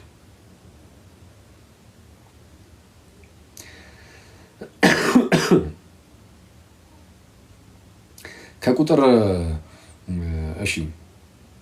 18 ጀምሮ ሊዳሰስ ወደሚችል ወደሚቃጠልም እሳት ወደ ጭጋግም ወደ ጨለማም ወደ አውሎ ንፋስም ወደ መለከት ድምጽም ወደ ቃሎች ነገርም አልደረሳችሁምና። የደረሳችሁት ወደዚህ አይደለም። እነዚህ ነገሮች የት ነበር የምታስታውሷቸው? የሚዳሰስ ብሏል፣ ወደሚቃጠል እሳት ብሏል፣ ጭጋግ፣ ጨለማ፣ አውሎ ንፋስ፣ የመለከት ድምጽ፣ የሆነ ቃሎች፣ በጣም የሚከብዱ ቃሎች ለመስማት እንኳን የሚያደርጉ። የት ነው የምታስታውሱት? ይሄንን ወደ ዘጸአት ነው የሚወስደን አይደለም? ወደ ሲና ተራራ ምናምን አይወስደንም? ወደዛ ተራራ አይደለም የደረሳችሁት ነው። እሱማ ያለፈ ነው። አሁን ፍጻሜው ላይ ደርሰናል። እኛ ነው ሰማያዊ ወደ ሆነው ነገር ደርሰናል እያለ ነው ጳውሎስ። የደረሳችሁት እኮ ያኔ ወደ ነበር ወደዛ እንኳን አይደለም ነው። ሰው ምን አለ? ሊዳሰስ ወደሚችል ወደሚቃጠል እሳት ወደ ጭጋግም ወደ ጨለማም ወደ አውሎ ንፋስም ወደ መለከት ድምጽም ወደ ቃሎችም ነገር አልደረሳችሁምና ያንም ነገር የሰሙት አለ ያኔ ማለት ነው ሌላ ቃል እንዳይጨመርባቸው ለመኑ አለ። ኧረ በቃን አይነት ነገር ማለት ነው። እንዳይጨመርባቸው ለመኑ። እንስሳ እንኳን ተራራውን ቢነካ ተወግሮ ይሙት የምትለውን ትእዛዝ ሊታገሱ አልቻሉምና። ከብዷቸዋል የሚመጣው ቃል የሚመጣባቸው ትእዛዝ በቃ እሺ። ሙሴም እጅግ እፈራለሁ እንቀጠቀጥማለሁ እስኪል ድረስ የሚታየው እጅግ የሚያስፈራ ነበረ። ምን ትእዛዙ ብቻ ቀጥታ የሚታየው ራሱ በጣም የሚያስፈራ የሚያስደነግጥ ነበር። ሙሴ እንደዛ አለ። እሺ ነገር ግን አለ እሺ አሁንስ ወደ ጽዮን ተራራና ወደ ሕያው እግዚአብሔር ከተማ ደርሳችኋል። አሁን የእግዚአብሔር ከተማ ወደ እግዚአብሔር ከተማ ደርሳችኋል። የሐዲስ ኪዳን የሚገርም ሚስጥር እኮ ነው ያለው። በጣም የሚያስደንቅ ይሄ በእጅ የሚዳሰስ ነገር ምናምን ዳስሺ ቀምሺ ምናምን ካሉና አላምንም። እዚህ ጋር እስቲ እመቤታችን አለች እስቲ ልዳሳት ከሌለች የለች ምናምን አትበል ጴንጤ ወዳጂ። አሁን የደረስነው ወደሚያስደንቅ ነገር ነው እየተባለ ነው። ምንድነው አለ? ነገር ግን ወደ ጽዮን ተራራና ወደ ሕያው እግዚአብሔር ከተማ ደርሳችኋል፣ ወደ ሰማያዊቱም ኢየሩሳሌም ወደዛ ደርሰናል። በደስታም ወደ ተሰበሰቡት ወደ አእላፋት መላእክት የአእላፋት መላእክት ውስጥ ነው የገባ ነው። እሺ በሰማያትም ወደ ተጻፉ ወደ በኩራት ማህበር የሁሉም ዳኛ ወደሚሆን ወደ እግዚአብሔር ፍጹማንም ወደ ሆኑት ወደ ጻድቃን መንፈሶች የአዲስ ኪዳን መካከለኛ ወደሚሆን ወደ ኢየሱስ ከአቤልም ደም ይልቅ የሚሻለው ወደሚናገር ወደ መርጨት ደም ደርሳችኋል። አሁን የደረስነው ወደዚህ አይነት ወደ እግዚአብሔር ከተማ ነው። ወደ እግዚአብሔር ከተማ የእግዚአብሔር ከተማ አሁን አንድ ከተማ ውስጥ ነው ያለነው ከቅዱስ ጳውሎስ ጋር። የተለያየ ከተማ ያለን ይመስላችሁ? እኛ እዚህ ምድር ላይ ሆነን እነሱ ደግሞ ሩቅ ሆነው ከዛ በኋላ ሩቅ ለሩቅ በቃ እንደው መታየት ቀርቶ ምናምን ግንኙነታችን ተቋርጦ እንደዚህ ይመስላችኋል? ነው አይደለም። በአዲስ ኪዳን የእግዚአብሔር ከተማ ውስጥ ነን። እኔም ጳውሎስም ያለ ነው። የጻድቃን መንፈሶችም በምድር ላይ ሩጫ ላይ ያሉ የትኞቹም መላእክትም በአንድ ከተማ ውስጥ ያሉ ናቸው። እንዲህ አድርጎ ክርስቶስ አገናኝቶናል፣ አስተሳስሮናል። በክርስቶስ በኩል ተገጣጥመን እንዲህ አንድ ቸርች ነው፣ አንድ ቤተክርስቲያን ነው የሆን ነው። ስለዚህ አንድ ከተማ ውስጥ ስለሆነ ያለ ነው። አሁን ከጳውሎስ ጋር አንድ ከተማ ውስጥ ነኝ እኔ ከአቡነ ተክለ ሃይማኖት ጋር አንድ ከተማ ውስጥ ነኝ። ስለዚህ አሁን ቅዱሳንን ስናነሳ ስንጸልይም ምናምንም ሜንሽን ካደረግን ስማቸውን ስንዘምርም ስማቸውን ምናምን ሜንሽን ካደረግን ፕሮቴስታንት ወንድመቶቻችን ያንን ህብረት ለማስታወስ ነው። ህብረታችን አሁን አንድ ላይ እንዳለን ለማሳወቅ ለማሳየት፣ በዛ አንድነቱ ደግሞ ዝም ብሎ እንደው ቴዎሬቲካል የሆነ ሳይሆን የምርም አንድነቱ አለ፣ ግንኙነቱ አለ። ኦኬ ከቅዱሳን ጋር አሁንም ህብረት አለን። ኦኬ ሶስቱን ለማሳወቅ ነው። እና ሰው አቡነ ተክለ ሃይማኖት ደግሞ አንዱ ቅዱስ አባታችን ናቸው። ስለዚህ እስቲ የእሳቸውን ስም እየተነሳ ደግሞ የተዘመረበትን እስቲ አንድ መዝሙር እንስማ ማለት ነው። ቅድም ስላችሁ ነበረ በሳቱ ያልነበራችሁ ሰዎች ካላችሁ የኢትዮጵያ ታሪክ ላይ ስንማር ራሱ ተክለ ሃይማኖት ታሪክ አብሮ ይሰጣል። በነገራችን ላይ ትምህርቱ እንደ ትምህርት ማለት ነው። በምንድን ነው የሚነሳው? ክርስትና ስለመስፋፋቱ ሲነሳ ብፁዕ አባታችን ምን ያህል ክርስትና እንዳስፋፉ ማለት ነው። ምን ያህል ብፁዕ አባታችን ክርስትና እንዳስፋፉ እና እንደዛ ይሰጣል። እና መሀል ላይ ፕሮቴስታንት ወንድሞቼ ከሄድኩባችሁና ትንሽ የሚያስከፋ ነገር ከተናገርኳችሁ ይቅርታ ምናምን ቅድም ስሜት ሆኜ፣ ግን እናንተም በጣም እንደው ብትቀንሱ ጥሩ ነው እንደወሰድባችሁ። እሺ ቻርጅ አንዴ ቆይ እስኪ ለው አለ። ችግሩ ደግሞ ምንድነው? እችኛዋ ስልኬ ቻርጅ ሲሳካ የምትሞቀው ነገር አላት እችኛዋ ማለት ነው። ይሄ ማለት ግን ምን ማለት ነው? ምን ማለት ነው? ይሄኛው ስልክ ይሞቃል ማለት ሌላ ስልክ ግን የለኝም ማለት ነው? አይደለም፣ ሌላ ስልክ አለኝ። እሺ አንዴ ቆይ፣ እንዴት ነው ነገር ማቀርበው? እስቲ ቆይ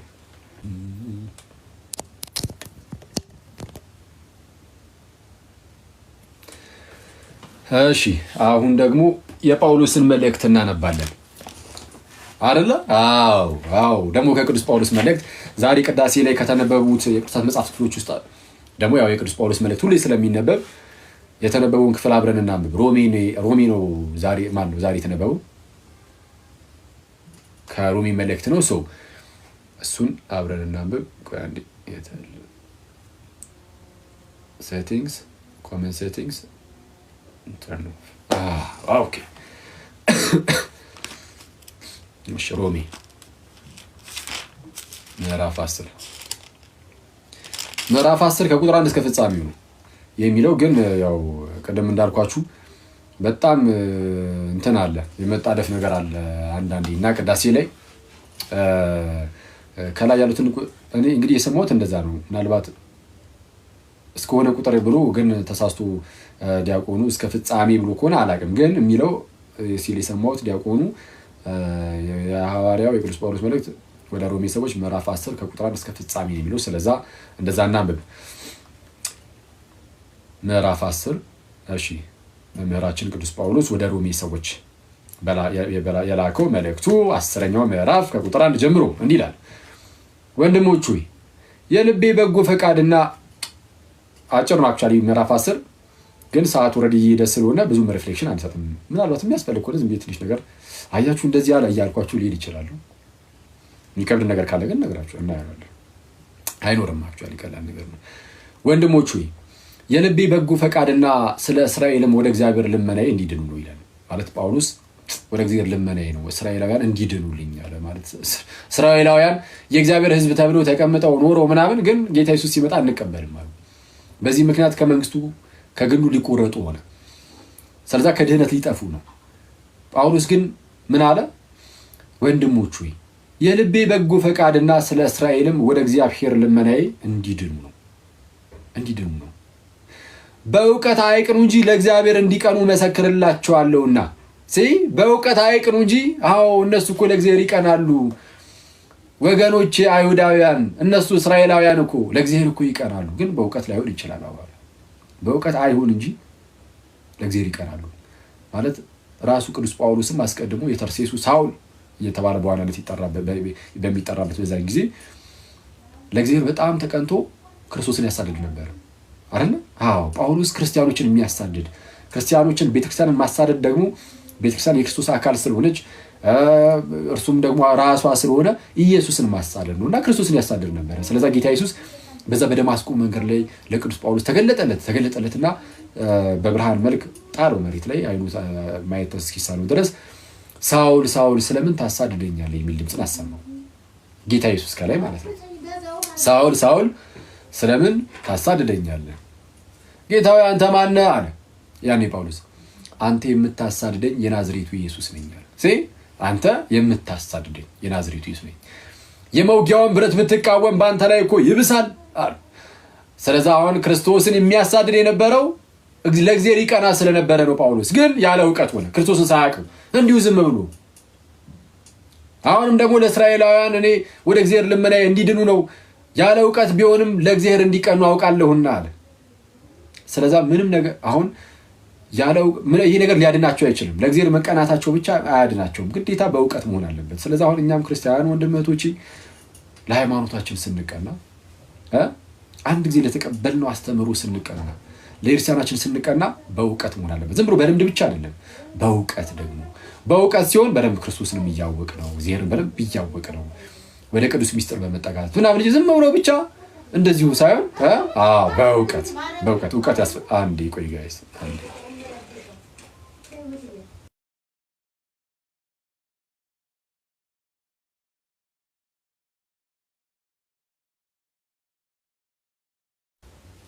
እሺ በጣም ይቅርታ።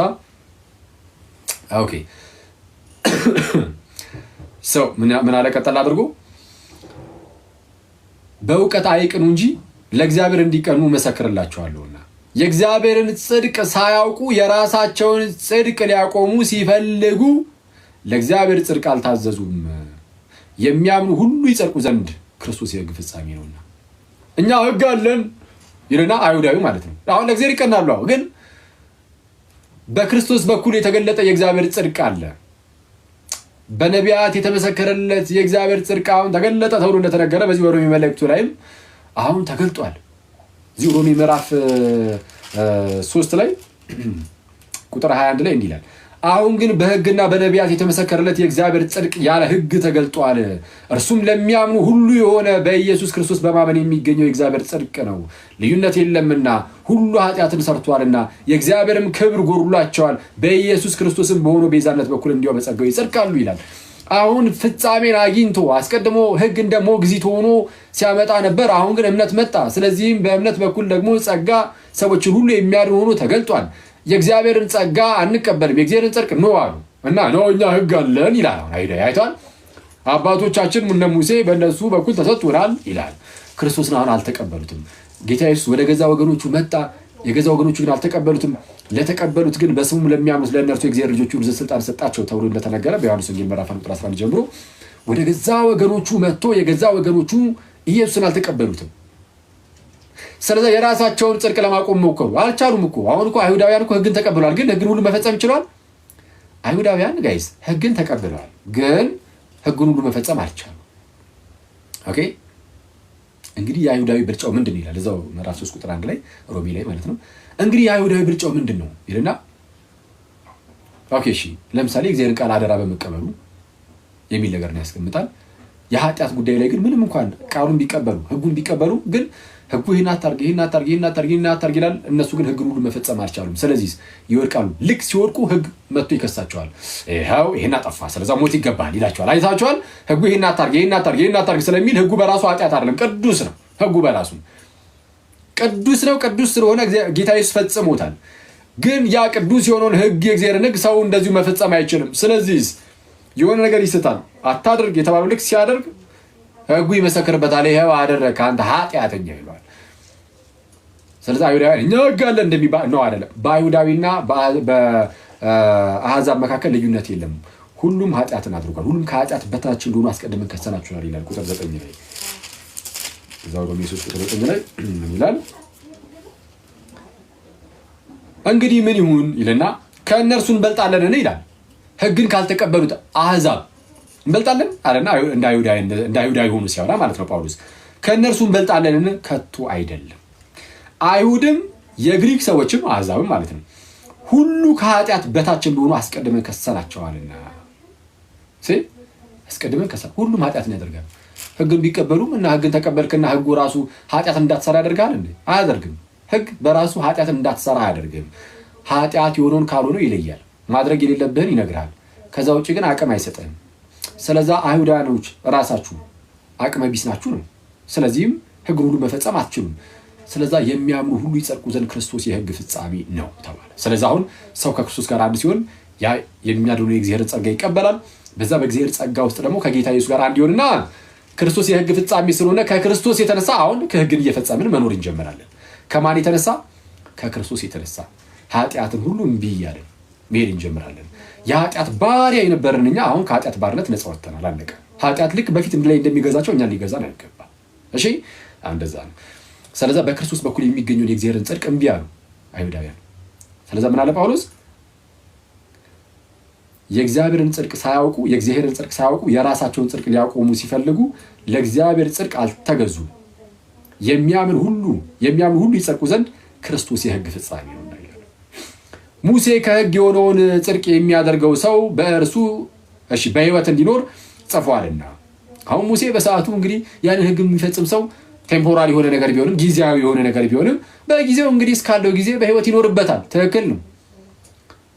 ከእምነት የሆነ ጽድቅ ግን እንዲህ ይላል፣ በልብህ ማን ወደ ሰማይ ይወጣል አትበል። አይቷል። በልብህ ማን ወደ ሰማይ ይወጣል አትበል። ይኸው ክርስቶስ ኢየሱስ ወደ ሰማይ ወጥቷል። ማን ወደ ሰማይ ይወጣል ካልክ ክርስቶስ አልወጣም ለማለት ነው ማለት ነው። ስለዛ ከእምነት ውጭ ሆንክ። ስለዛ ምን አለ? ከእምነት የሆነ ጽድቅ ግን እንዲህ ይላል፣ በልብህ ማን ወደ ሰማይ ይወጣል አትበል። ይህ ክርስቶስን ለማውረድ ነው። ወይም በልብህ ወደ ጥልቁ ማን ይወርዳል አትበል። ለድህነታችን የሆነውን የክርስቶስን ሞት መካድ ይሆናልና። ሰው ምን ይላል? ወደ ጥልቁ ማን ይወርዳል አትበል። ይህ ክርስቶስን ከሙታን ለማውጣት ነውና። ነገር ግን ምን ይላል? በአፍህ በልብህም ሆኖ ቃሉ ቀርቦልሃል። ይህም የምንሰብከው የእምነት ቃል ነው። አሁን ለተዘጋጀ ሰው ሁሉ፣ ኃጢአቱን ለሚናዘዝ ለየትኛውም ሰው ለቀረበ ሰው ሁሉ ይሄው ቃሉ ቀርበ ነው።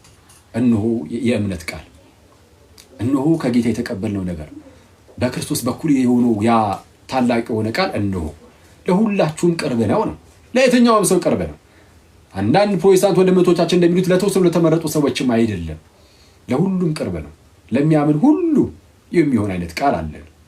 እሺ ኢየሱስ ጌታ እንደሆነ በአፍህ ብትመሰክር እግዚአብሔርም ከሙታን እንዳስነሳው በልብህ ብታምን ትድናለህና ሰው በልቡ አምኖ ይጸድቃልና በአፉ መስክሮ ይድናልና። ኦኬ ቀጠል አድርጎም መጽሐፍም በእርሱ የሚያምን ሁሉ አያፍርም ይላልና በአይሁዳዊና በግሪክ ሰው መካከል ልዩነት የለምና አንዱ ጌታ የሁሉ ጌታ ነውና ለሚጠሩትም ሁሉ ባለጠጋ ነው። የጌታን ስም የሚጠራ ሁሉ ይድናል ይላል። አረ የጌታን ስም የሚጠራ ይድናል። አዎ ኢየሱስ ጌታ እንደሆነ በልባችን ብናምን በአፋችን ብንመሰክር ልንጸድቅ ነው። አዎ ምን ማለት ነው ግን? የጌታን ስም የሚጠራ ይድናል። የጌታን ስም የሚጠራ ሁሉ ይድናል። ስለዚህ የጌታን ስም ዝም ብለን ስለጠራን ብቻ እንድናለን ነው? አይደለም። መጽሐፍትን በአግባቡ ማየት አለብን። ዝም ብለን ብቻ ኢየሱስ ስላለን ጌታ ስላለን በቃ ዳንን፣ ሰርፕራይዝ ድናል፣ በቃ ኢየሱስ አልክ አይደለም። እምነት አሁን እንግዲህ የጌታን ስም መጥራት የሚለውን ከእምነት ጋር አብሮ ስለሚያያይዘው ቀጠል አድርጎ ምን ይላል? ይኸው እዚሁ ጋር እንግዲህ ያላመኑበትን እንዴት አድርገው ይጠሩታል? ባልሰሙትስ እንዴት ልለክ? የጌታን ስም የሚጠራ ሁሉ ይድናል። አሁን ግን ለመጥራት የጌታን ስም ምን ማድረግ አለባቸው? ማመን አለባቸው። ስለዛ ባልሰሙትስ እንግዲህ ያላመኑበትን ነገር እንዴት አድርገው ይጠሩታል? ባልሰሙትስ እንዴት ያምናሉ? የጌታን ስም ለመጥራት ማመን አለባቸው። ለማመን ደግሞ መስማት አለባቸው። ባልሰሙትስ ነገር እንዴት ያምናሉ? ሰው ለማመን መስማት አለበት፣ እርግጥ ነው። እሺ ለመስማት ደግሞ ምን ያስፈልጋል? ቃሉን የሚያሰማ ሰባኪ ያስፈልጋል። ስለዚህ ያለ ሰባኪስ እንዴት ይሰማሉ? እሺ ሰባኪስ አንድ መንገድ ዝም ብሎ ለምሳሌ ጋይስ ለምሳሌ እንዲህ አድርጌ መጥቼ ማለት ነው ጠላይን አውልቄ ሊሆን ይችላል ሳላወልቅ ባሪበር እንዲህ ብዬ መጥቼ ዝም ብዬ ሰባኪ ነኝ ብዬ አሁን መጽሐፍ ቅዱስ ይዣለሁ ይኸው በቃ ለሰባኪነት የማረጋገጫ ብዬ ዝም ብዬ ብሰብክ ይቻላል? አይቻልም። ሰባኪው ምን መሆን አለበት? የተላከ ይላል። የተላከ ቀጠል አድርጎ እሱ እንደሚያስቀምጠው ምን ይላል? እንዲህ ይላል እንግዲህ ያላመኑበትን እንዴት አድርገው ይጠሩታል? ባልሰሙትስ እንዴት ያምናሉ? ሳይሰሙ እንዴት ያምናሉ? ያለ ሰባኪስ እንዴት ይሰማሉ? ሰባኪ ከሌለ እንዴት ይሰማሉ? ለማመን እንዴት ይሰማሉ? ቀጠል ያደርግና መልካሙን የምስራች የሚያወሩ እግሮቻቸው እንዴት ያማሩ ናቸው ተብሎ እንደተጻፈ ካልተላኩ እንዴት ይሰብካሉ? ካልተላኩ እንዴት ይሰብካሉ? ለመስበክ ምን መደረግ አለባቸው? መላክ አለባቸው። የመጀመሪያው የተላኩት ሐዋርያት ነበሩ። በማርቆስ ወንጌል ምዕራፍ 16 ከቁጥር 15 ጀምሮ እንደምትመለከቱትም እንግዲህ ወደ ዓለም ሁሉ ሂዱ ወንጌልም ለዓለም እንግዲህ ወደ ዓለም ሁሉ ሂዱ ወንጌልም ለፍጥረት ሁሉ ስበኩ። ካልተላኩስ እንዴት ይሰብካሉ አልነበር የተባለው? ጌታ ኢየሱስ ደግሞ ሄዱ ስበኩ፣ የተላኩ ናቸው። በማቴዎስ ወንጌል ምዕራፍ 28 ቁጥር 19 ላይም ወደ ዓለም ሁሉ ሂዱ አሕዛብንም በአብ በወልድ በመንፈስ ቅዱስ እያጠመቃችኋቸው ደቀ መዛሙርት አድርጓቸው እንዳለ ማለት ነው። ያዘዝኳችሁን ሁሉ እንዲጠብቁ ደግሞ አስተምሯቸው ብሏል። እና እንዲያስተምሩ፣ እንዲያጠምቁ፣ እንዲሰብኩ ጌታ ኢየሱስ የላካቸው አስቀድሞ ሐዋርያትን ነው። አሁን ተመልከቱ እዚህ ጋር ይህ ትእዛዝ አስቀድሞ ለሐዋርያት ቢሰጥም በሐዋርያት ውስጥ ታላቅ የሆነ ተልእኮ የተሰጠው ለቤተ ክርስቲያን ነው። የጌታ ቤተ ክርስቲያን በማስተማር በመስበክ በማጥመቅ እስከ ዓለም ፍጻሜ ድረስ ትቀጥላለች። እነሆ እስከ ዓለም ፍጻሜ ድረስ ሁሉ ጊዜ ከእናንተ ጋር ነኝ አለ ጌታ ኢየሱስ። ከዛን ጊዜ ጀምሮ እስከ ዓለም ፍጻሜ እየሰበከች እያጠመቀች የምትኖር ቤተ ክርስቲያን ታስፈልጋለች። አለች? አሁን ላይ አለች። ማናት? ሙሉ ወንጌል ነው። ሙሉ ወንጌል ከጥንት ጀምሮ ነበረች። የዛሬ 30 ዓመት 40 ዓመት 50 ዓመት እዚሁ ኢትዮጵያ ውስጥ የተጀመረች የሆነች እንግዲህ ቸርች ካል ነው ቸርች ነች። ኦኬ ከሐዋርያት ጀምሮ እያስተማረች እየሰበከች ይህን የስብከት አገልግሎት ይዛ እያጠመቀች የመጣች ቤተክርስቲያን እሷ ሐዋርያዊት ትባላለች። ከሐዋርያት ጀምሮ የመጣች በቅብብሎች እንደ ህብረት ቤተክርስቲያን ህብረት አለች። የምዕመናን አንድነት ህብረቱ በህብረት ደረጃ አለ ወይ? በዛ በህብረት ውስጥ ደግሞ እረኞች አሉ፣ ጳጳሳት አሉ ብሎናል ቅዱስ ጳውሎስ አይደል? በሐዋርያት ሥራ ምዕራፍ 20 ቁጥር 28 ላይ ጳውሎስ ምን አላቸው? እግዚአብሔር በገዛ ደሙ የዋጃትን ቤተክርስቲያንን ተጠብቋት ዘንድ መንፈስ ቅዱስ እናንተን ጳጳሳት አድርጎ ለሾመበት ለራሳችሁና ለመንጋው ተጠንቀቁ። ስለዚህ በቤተክርስቲያን ታሪክ ውስጥ ከጥንትም ጀምሮ ሐዋርያት ካለፉ በኋላም ጭምር እያሉም ጳጳሳት አሉ፣ ሁሌም ማለት ነው። በዛ ህብረት ውስጥ እረኞች አሉ፣ መንጋዎች አሉ፣ እኛለን ጳጳሳት አሉ። ጳጳሳት ምናምን ይሄ እረኞች መንጋዎች ያሉበት እንዲህ የምታጠምቅ የምትሰብክ እንደዚህ አይነት ህብረት ከጥንት ጀምሮ የመጣችው የትኛዋ ናት? ተልእኮ ይሄ ካልተላኩስ እንዴት ይሰብካሉ ተብሎ የለ የመስበክ ተልእኮ ያለው በቤተ ክርስቲያን ውስጥ ስለሆነ ከዚህ ቤተክርስቲያን ውጭ ያለ ሰባኪ እውነተኛ የተላከ ሰባኪ አይደለም። አሁን ወዴት ሁሉ ሰዳችሁ መሰላችሁ? የጌታን ስም የሚጠራ ሁሉ ይድናል። ግን የጌታን ስም ለመጥራት ማመን አለባቸው። ለማመን መስማት አለባቸው ብሎናል። ለመስማት ሰባኪ ያስፈልጋል። ሰባኪው የተላከ መሆን አለበት። አሁን ከነገርኳችሁ ውስጥ አንደኛው ከተቋረጠ ድህነት አይመጣም። ለምሳሌ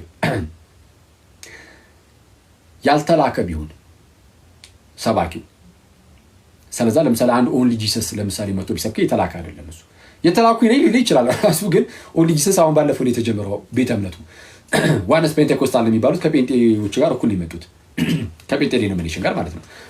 መቶ ስላሴ የሚባል ነገር የለም ቢል ኢየሱስ ልክ እንደኛ ፍጹም ሰው አይደለም ብሎ የክርስቶስን ፍጹም ሰውነቱን አምላክነቱን ሳይሆን ሰውነቱን ደግሞ ቢክድ የኢየሱስ ክርስቶስን ወልድነቱን ቢክድ ማለት አብ ብቻ ነው ቢል አብ ብቻ ነው አይደለም፣ አክቹዋሊ አብ ነው ቢል ራሱ በስላሴ ውስጥ አብ አይደለም ኢየሱስ። ለኛ የሱ ፍጥረቶቹ ከመሆናችን አንፃር አባታችን ልንለው እንችላለን ጌታ ኢየሱስን። ግን በስላሴ ውስጥ ግን ኢየሱስ አብ አይደለም ወልድ ነው። እነሱ ኦሊጂሶች አብ ነው ይላል መተው። አሁን ከነሱ ብትሰማ አመንክ፣ የነሱን ነገር አምነ የጌታን ስም ትጠራለህ፣ ከዛ ትድናለህ? አትድንም። ጠቅላላ ብዙ ነገሮች ተበላሽተዋል። ያልተላኩ ናቸው ሰባኪዎቹ። ስለዚህም የተሳሳተ ትምህርትን የተሰጠው። ስለዚህ ወደ ጌታ ቤተክርስቲያን ሊመሩ አይችሉም፣ ወደ ራሳቸው ነው የሚመሩ፣ ወደ ራሳቸው ህብረት። ስለዛ የጌታን ስም ብትጠራም ልትድን አይችልም። ለዛ ነው ጌታ ኢየሱስ ምን ያለው? ጌታ ሆይ የሚለኝ ሁሉ የእግዚአብሔር መንግስት የሚወርስ አይደለም ማለት በማቴዎስ ወንጌል ምዕራፍ 7 ከቁጥር 20 ጀምሮ ይነበብ። ጌታ ሆይ የሚለኝ ሁሉ ወደ እግዚአብሔር መንግስት የሚገባ አይደለም፣ የአባቴን ፈቃድ የሚያደርግ እንጂ አለ። እንደውም ጭራሽ ስለዛ ዝም ብለህ ስላልክ ብቻ ጌታ ስላልክ ብቻ አይደለም። ሳውንድ የሆነ ዶክትሪን እውነተኛ አስተምህሮ ያስፈልጋል። ሰባኪው ግዴታ በቤተክርስቲያን ውስጥ ያለ መሆን አለበት። እሱ ሁሉ አሟልቶ የስ በክርስቶስ ማመን ያድናል። እሺ ቀጥል አድርጎ እንዲህ ይላል። እሺ ካልተላኩስ እንዴት ይሰብካሉ? ቁጥር 16 ነገር ግን ሁሉ ለምስራች ቃል አልታዘዙም። ነገር ግን ሁሉ ለምስራቹ ቃል አልታዘዙም። ታላቅ የምስራች ወንጌል ማለት ነው። ወንጌሉን ይዘው ወጥተው ሐዋርያቱ የተላኩት እነሱ ሰባኪያኑ ሲናገሩ ለዛ ለምስራቹ ቃል ለወንጌሉ ግን አልታዘዙም። ማን? አይሁዳውያን እምቢ ነው የሚሉት ነው ይላሉ። በቃ አልቀበልም። እሺ ቀጥል አድርጎ እንደዚህ ይላል።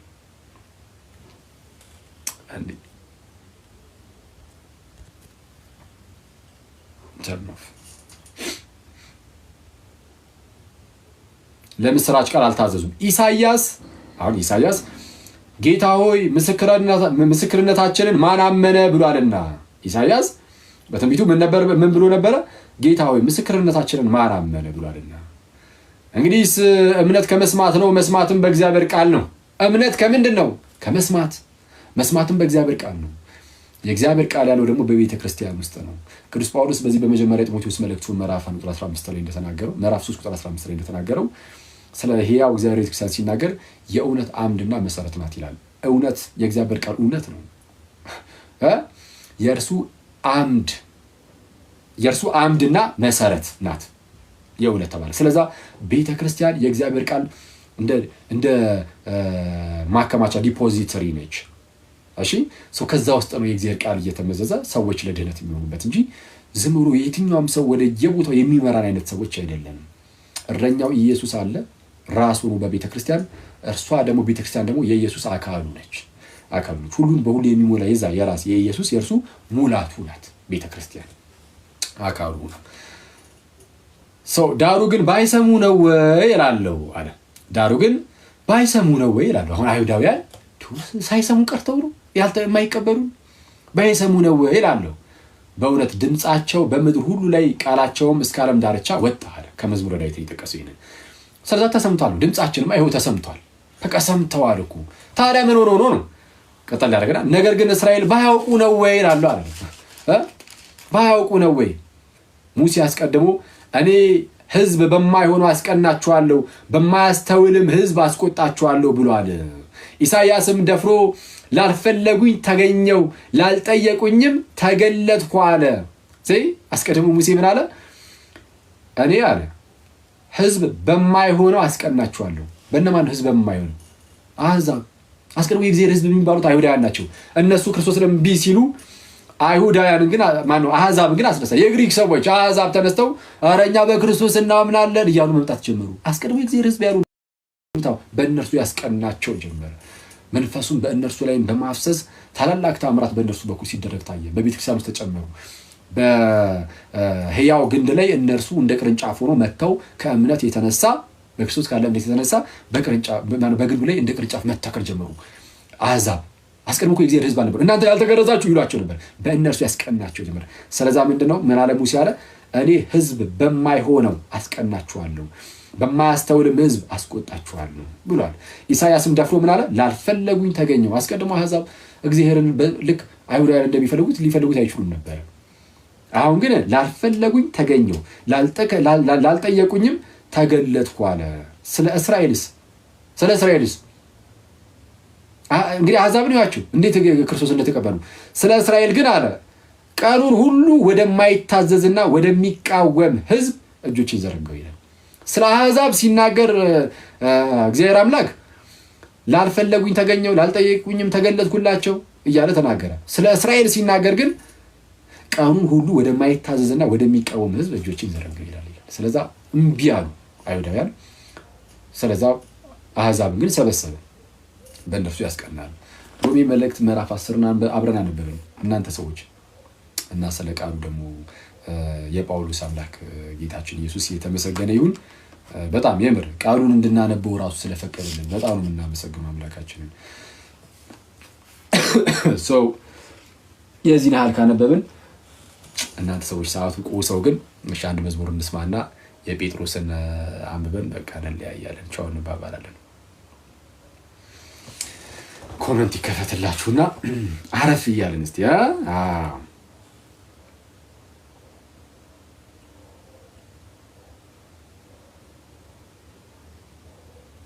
ጋይስ ነገ ትምህርት ያለው ትምህርት ስራም ያለው ወደ ስራው ምናምን ስለሚሄድ አሁን የፈጠነን ጨርስ። በጣም አደከምኳችሁ መሰለኝ ዛሬ። ምን ለምን እንደዛ ፊል ያደረኩት? እንደዛ ፊል ያደረኩኝ አሮ ለምን እንደሆነ የቅዱስ ጴጥሮስ መልእክት ላይ አጭር ናት፣ ልክ እንደ ወንጌሉ ክፍል ማለት ነው። በጣም አጭር ናት። እሷን አንብበን እንለያይ። ኮመንቷን ዝጓት ወደ ላይ ታርስ። እሺ የቅዱስ ጴጥሮስ መልእክት የመጀመሪያይቱ የቅዱስ ጴጥሮስ መልእክት ምዕራፍ 3 አውጡ። ምዕራፍ 3 ከቁጥር 15 ጀምሮ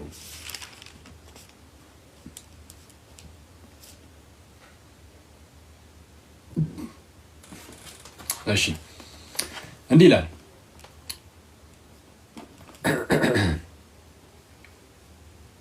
አንደኛ ጴጥሮስ ምዕራፍ 3 ከቁጥር 15 ላይ እሺ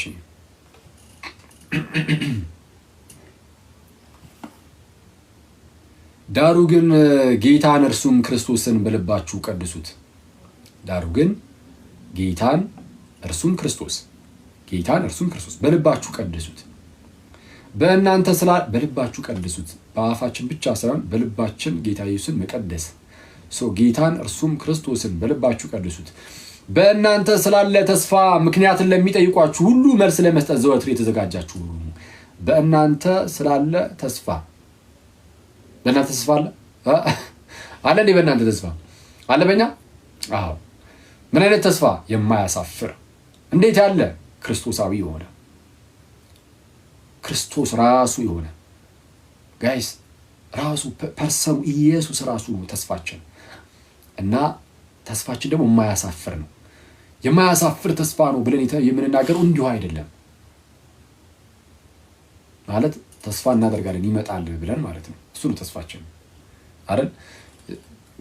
ትላንትም እንዳለው ማለት ነው የተባረከውን ተስፋችንን እርሱም የታላቁ አምላካችንና የመድኃኒታችን የኢየሱስ ክርስቶስን ክብር መገለጥ እየጠበቅን አይደል የሚለው ሰው። ታላቁ ተስፋችን ጌታ ኢየሱስ ነው። እርሱ ይመጣል በክብር ሆኖ እና አያሳፍርም ያልነው ሞቼ እነሳለሁ ብሎ ነግሮን የምርም ተነስቷል። መነሳት አይደለም ደግሞ እያዩት አድርጓል ጌታችን ኢየሱስ። መጥቼ ወስዳችኋለሁ ብሎናል ጌታችን ኢየሱስ ክርስቶስ። ቃሉን ይጠብቃል። ይኸው ከዚህ በፊት የነበሩትን ቃሉን ከጠበቀ አሁንስ እንዴት አይጠብቅም? ክርስቲያንን ከሌሎቹ ሁሉ ሃይማኖቶች ለየት ያደርገዋል። የሚያደርገው በዚህ ምክንያት ነው። ከዚህ ቀደም ከአንድ ዓመት ከሁለት ዓመት በፊት ይህን ነገር ቪዲዮ ሰርች የላችሁ ነበር እና የኢየሱስ ክርስቶስ ትንሣኤ በቃ ማዕከላዊ ቃሉን እዛ ላይ ከጠበቀ እኛም እርግጠኞች ነን ሞተን እንደማንቀር እና ተስፋችን ኢየሱስ ነው። እና በእናንተ ስላለ ተስፋ ግን ክርስቲያኖቹ በቅድስና ይኖራሉ ምናምን ከኃጢአት ለመራቅ ይሞክራሉ። በዙሪያቸው አሕዛብ ነው ያሉት። ከዛው ከአሕዛብ ውስጥ ወደ ክርስትና የወጡት በዛው በአሕዛብ መንደር ቢኖሩም ግን እነርሱ በሰማያዊቷ በሕያው እግዚአብሔር ከተማ ውስጥ ያሉ እንደመሆናቸው ነው የሚኖሩት። ምንም እንኳን እዛ የአሕዛብ አስተዳዳሪ ነገስታት ምናምን ቢኖሩም ግን በሕያው እግዚአብሔር ከተማ ውስጥ ንጉሱ ኢየሱስ ነው።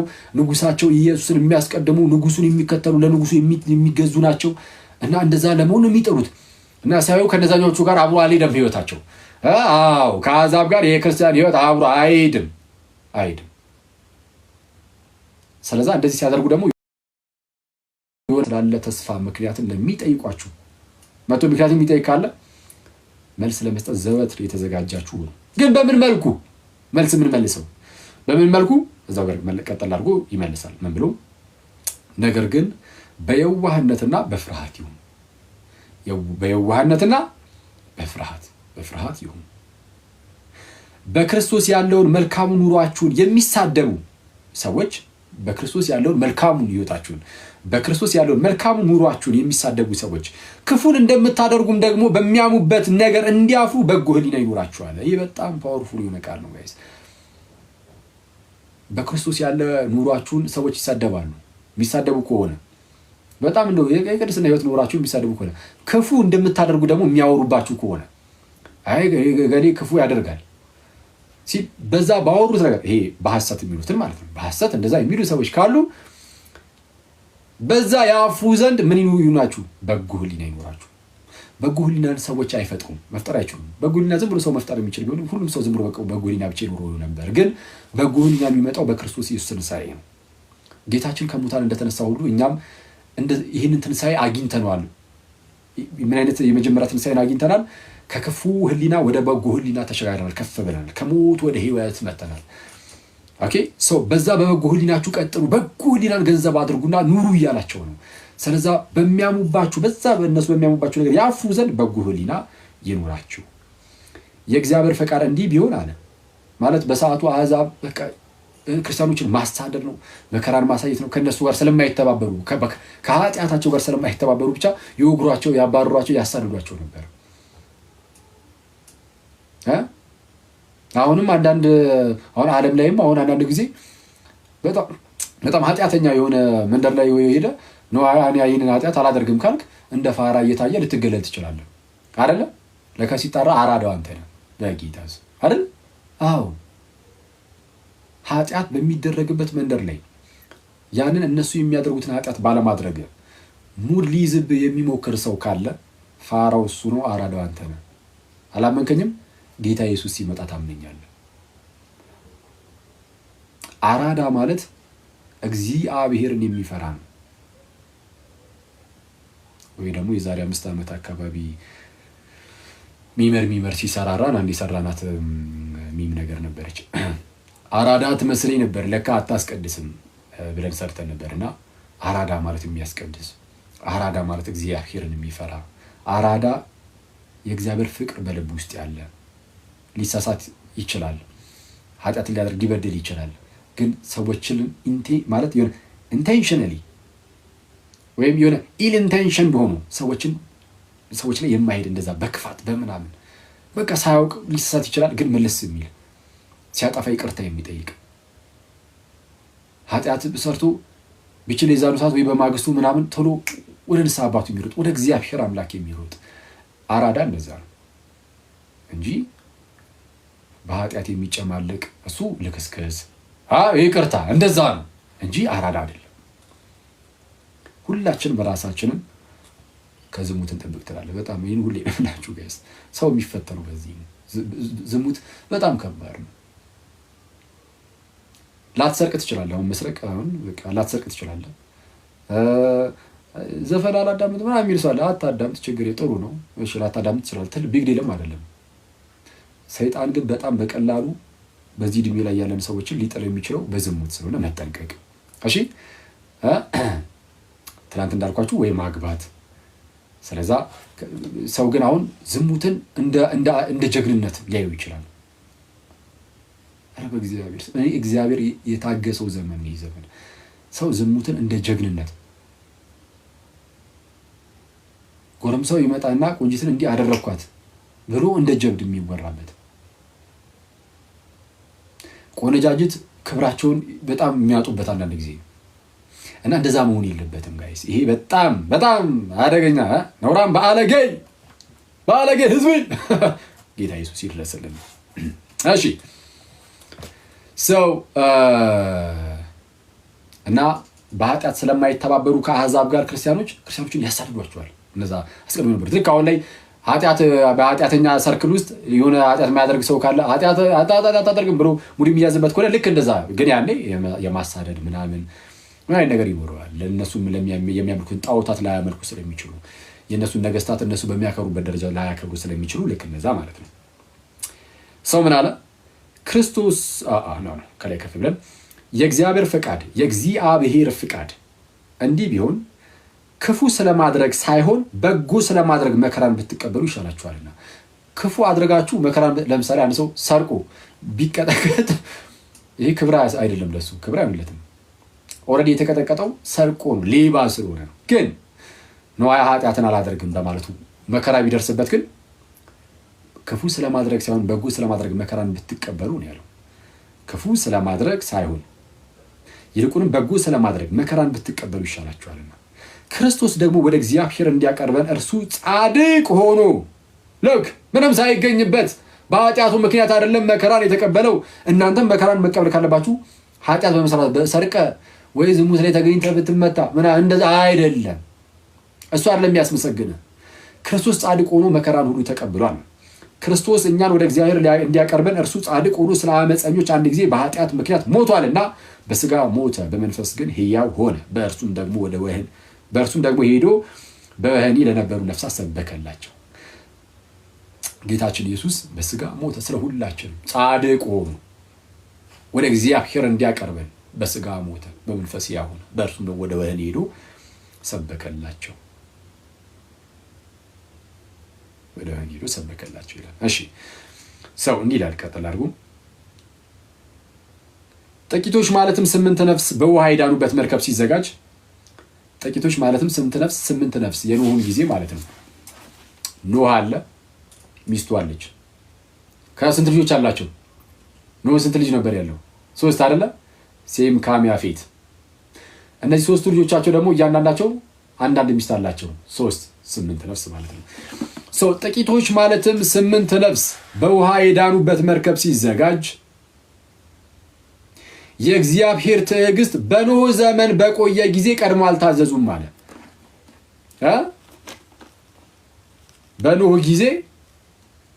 በኖህ ዘመን በቆየ ጊዜ ቀድሞ አልታዘዙም ማለት ኖህ ይሰብክ ነበረ። ሁለተኛ መልእክቱ ላይ ጴጥሮስ ራሱ ይህን ነገር ያስቀምጣል። ኖህ ይሰብክ ነበረ ብሎ ማለት ነው። እና ይሰብክ ነበር፣ አልታዘዙም። ጌታ ኢየሱስ በወህኒ ላሉት እንኳን ስብከትን ሰበከ ተባለ። ስለዚህ ያልተሰበከለት የለም። ለስብከቱ ታዞ መምጣት የሰው ድርሻ ነው ለመዳን። የኖህን ነገር ሰምተው ቢገቡ ወደዛች መርከብ ይድኑ ነበር፣ ግን ባለመግባታቸው ጠፉ አይደለ? አዎ ሰው አልታዘዙም። ይህ ውሃ ደግሞ ማለት አለ ያኔ ውሃ መጣ። ከዛ በኋላ የጥፋት ውሃ ነው አክቹዋሊ ያኔ የመጣው እና ውሃው ይመጣና ኃጢአተኛውን ዓለም ቆሻሻውን ዓለም እንዳለ አስወግዶ ኖህን ከዛ ከቆሻሻው ነጥሎ ወደ አዲስ መሬት ያወጣዋል። አሁን ደግሞ ያ ውሃ ጥምቀት ምሳሌ ሆኖ ያድነናል ይላል። አሁንም ጥምቀት ኃጢአታችንን አራግፎ ወደ አዲስ ሕይወት የምንመጣበት መሸጋገሪያችን ሆነ። ምን ይህ ጥምቀት ከክፉ ሕሊና ወደ በጎ ሕሊና የምንሸጋገርበት፣ ከሞት ወደ ሕይወት የምንሸጋገርበት፣ ከጥፋት ልጅነት ወደ እግዚአብሔር ልጅነት የምንሸጋገርበት እንደዛ ሆነ። ስለዛ ጥምቀት ምን ያደርገናል አለት? ያድነናል። ጥምቀት ያድነናል። አዎ የሰውነትን ወይም የስጋን እድፍ ግን ማስወገድ አይደለም። ለእግዚአብሔር የበጎ ሕሊና ልመና ነው እንጂ አለ። ለእግዚአብሔር የበጎ ሕሊና ልመና ነው። የበጎ ሕሊና ልመና ሰውየው ይለመናል ሳይሆን ጥምቀት ራሱ ለእግዚአብሔር የበጎ ሕሊና ልመና ነው ተባለ። ስለዛ ጥምቀት የሰው ስራ አይደለም፣ ልመና ስለሆነ ጥምቀቱ ራሱ ልመና ስለተባለ እግዚአብሔር የሚሰጠን ነገር ስለሆነ ጥምቀት የሰው ስራ አይደለም፣ ስራ አይደለም። እሺ ሰው ለእግዚአብሔር የበጎ ሕሊና ልመና ነው። ስለዛ በጎ ሕሊናን ገንዘብ የምናደርግበት ነው። ከክፉ ሕሊና የምንሸጋገርበት ሕሊናን ማንጻት የሚችለው የጌታ ኢየሱስ ክርስቶስ ደም ብቻ ነበር። ጥንት ላይ ዕብራውያን ምዕራፍ 9 ላይ ቅዱስ ጳውሎስ እንደተናገረው የእንስሳት ደም ይሰዋል ግን አማኙን በሕሊና ሊያነጻው አልቻለም ይላል። ዕብራውያን ምዕራፍ 9 ላይ ያንን የሚያምነው ሰውዬ በሕሊናው ሊያነጻው አልቻለም። የእንስሳት ደም የክርስቶስ ደም ግን ያነጻል። ከክፉ ሕሊና ወደ በጎ ሕሊና ያሸጋግራልና ለበጎ ሕሊና ልመና ነው ይልና ይህም በኢየሱስ ክርስቶስ ትንሣኤ ነው ይላል። ያለ ክርስቶስ ትንሣኤ የበጎ ሕሊናን ገንዘብ ማድረግ አንችልም። ይህም በኢየሱስ ክርስቶስ ትንሣኤ ነው። ስለዛ ጥምቀት ያድናል ሲባል እንደዚህ ነው። እንዴት ነው? በክርስቶስ ኢየሱስ ትንሣኤ ሞቱን ትንሣኤውን በመተባበር ከሞት ወደ ሕይወት ትሸጋገራለህ። ስለዚህ እርሱም መላእክትና ስልጣናትን ኃይላትን ከተገዙለት በኋላ ወደ ሰማይ ሄዶ በእግዚአብሔር ቀኝ አለ፣ አድርጎ በእግዚአብሔር ቀኝ አለ። ጌታችን ኢየሱስ ሁሉ ከእግሩ በታች ከተገዛለት በኋላ አሁን በእግዚአብሔር ቀኝ አለ። ስለዚህ ጌታ ኢየሱስ አድርጓል። ይሄ አልቋል። አክቹዋሊ ምዕራፍ 3 የመጨረሻው ቁጥርን አነበብን። እሺ ተውት። ምዕራፍ 4ን ወይ ሌላ ጊዜ ያነበላችኋለሁ። ተያያዥ ሀሳብ ነው ግን በጣም የህይወት መጽሐፍ ነው። ምዕራፍ 4ን ሌላ ጊዜ እናነበዋለን። ስለዛ ስለ ቃሉ እግዚአብሔር አምላካችን የተመሰገነ ይሁን። ጨረስን ማለት ነው። እሺ አንድ የመጨረሻ መዝሙር ሰምተን መልካም አደር ብያችሁ ልውጣ ሰዎች።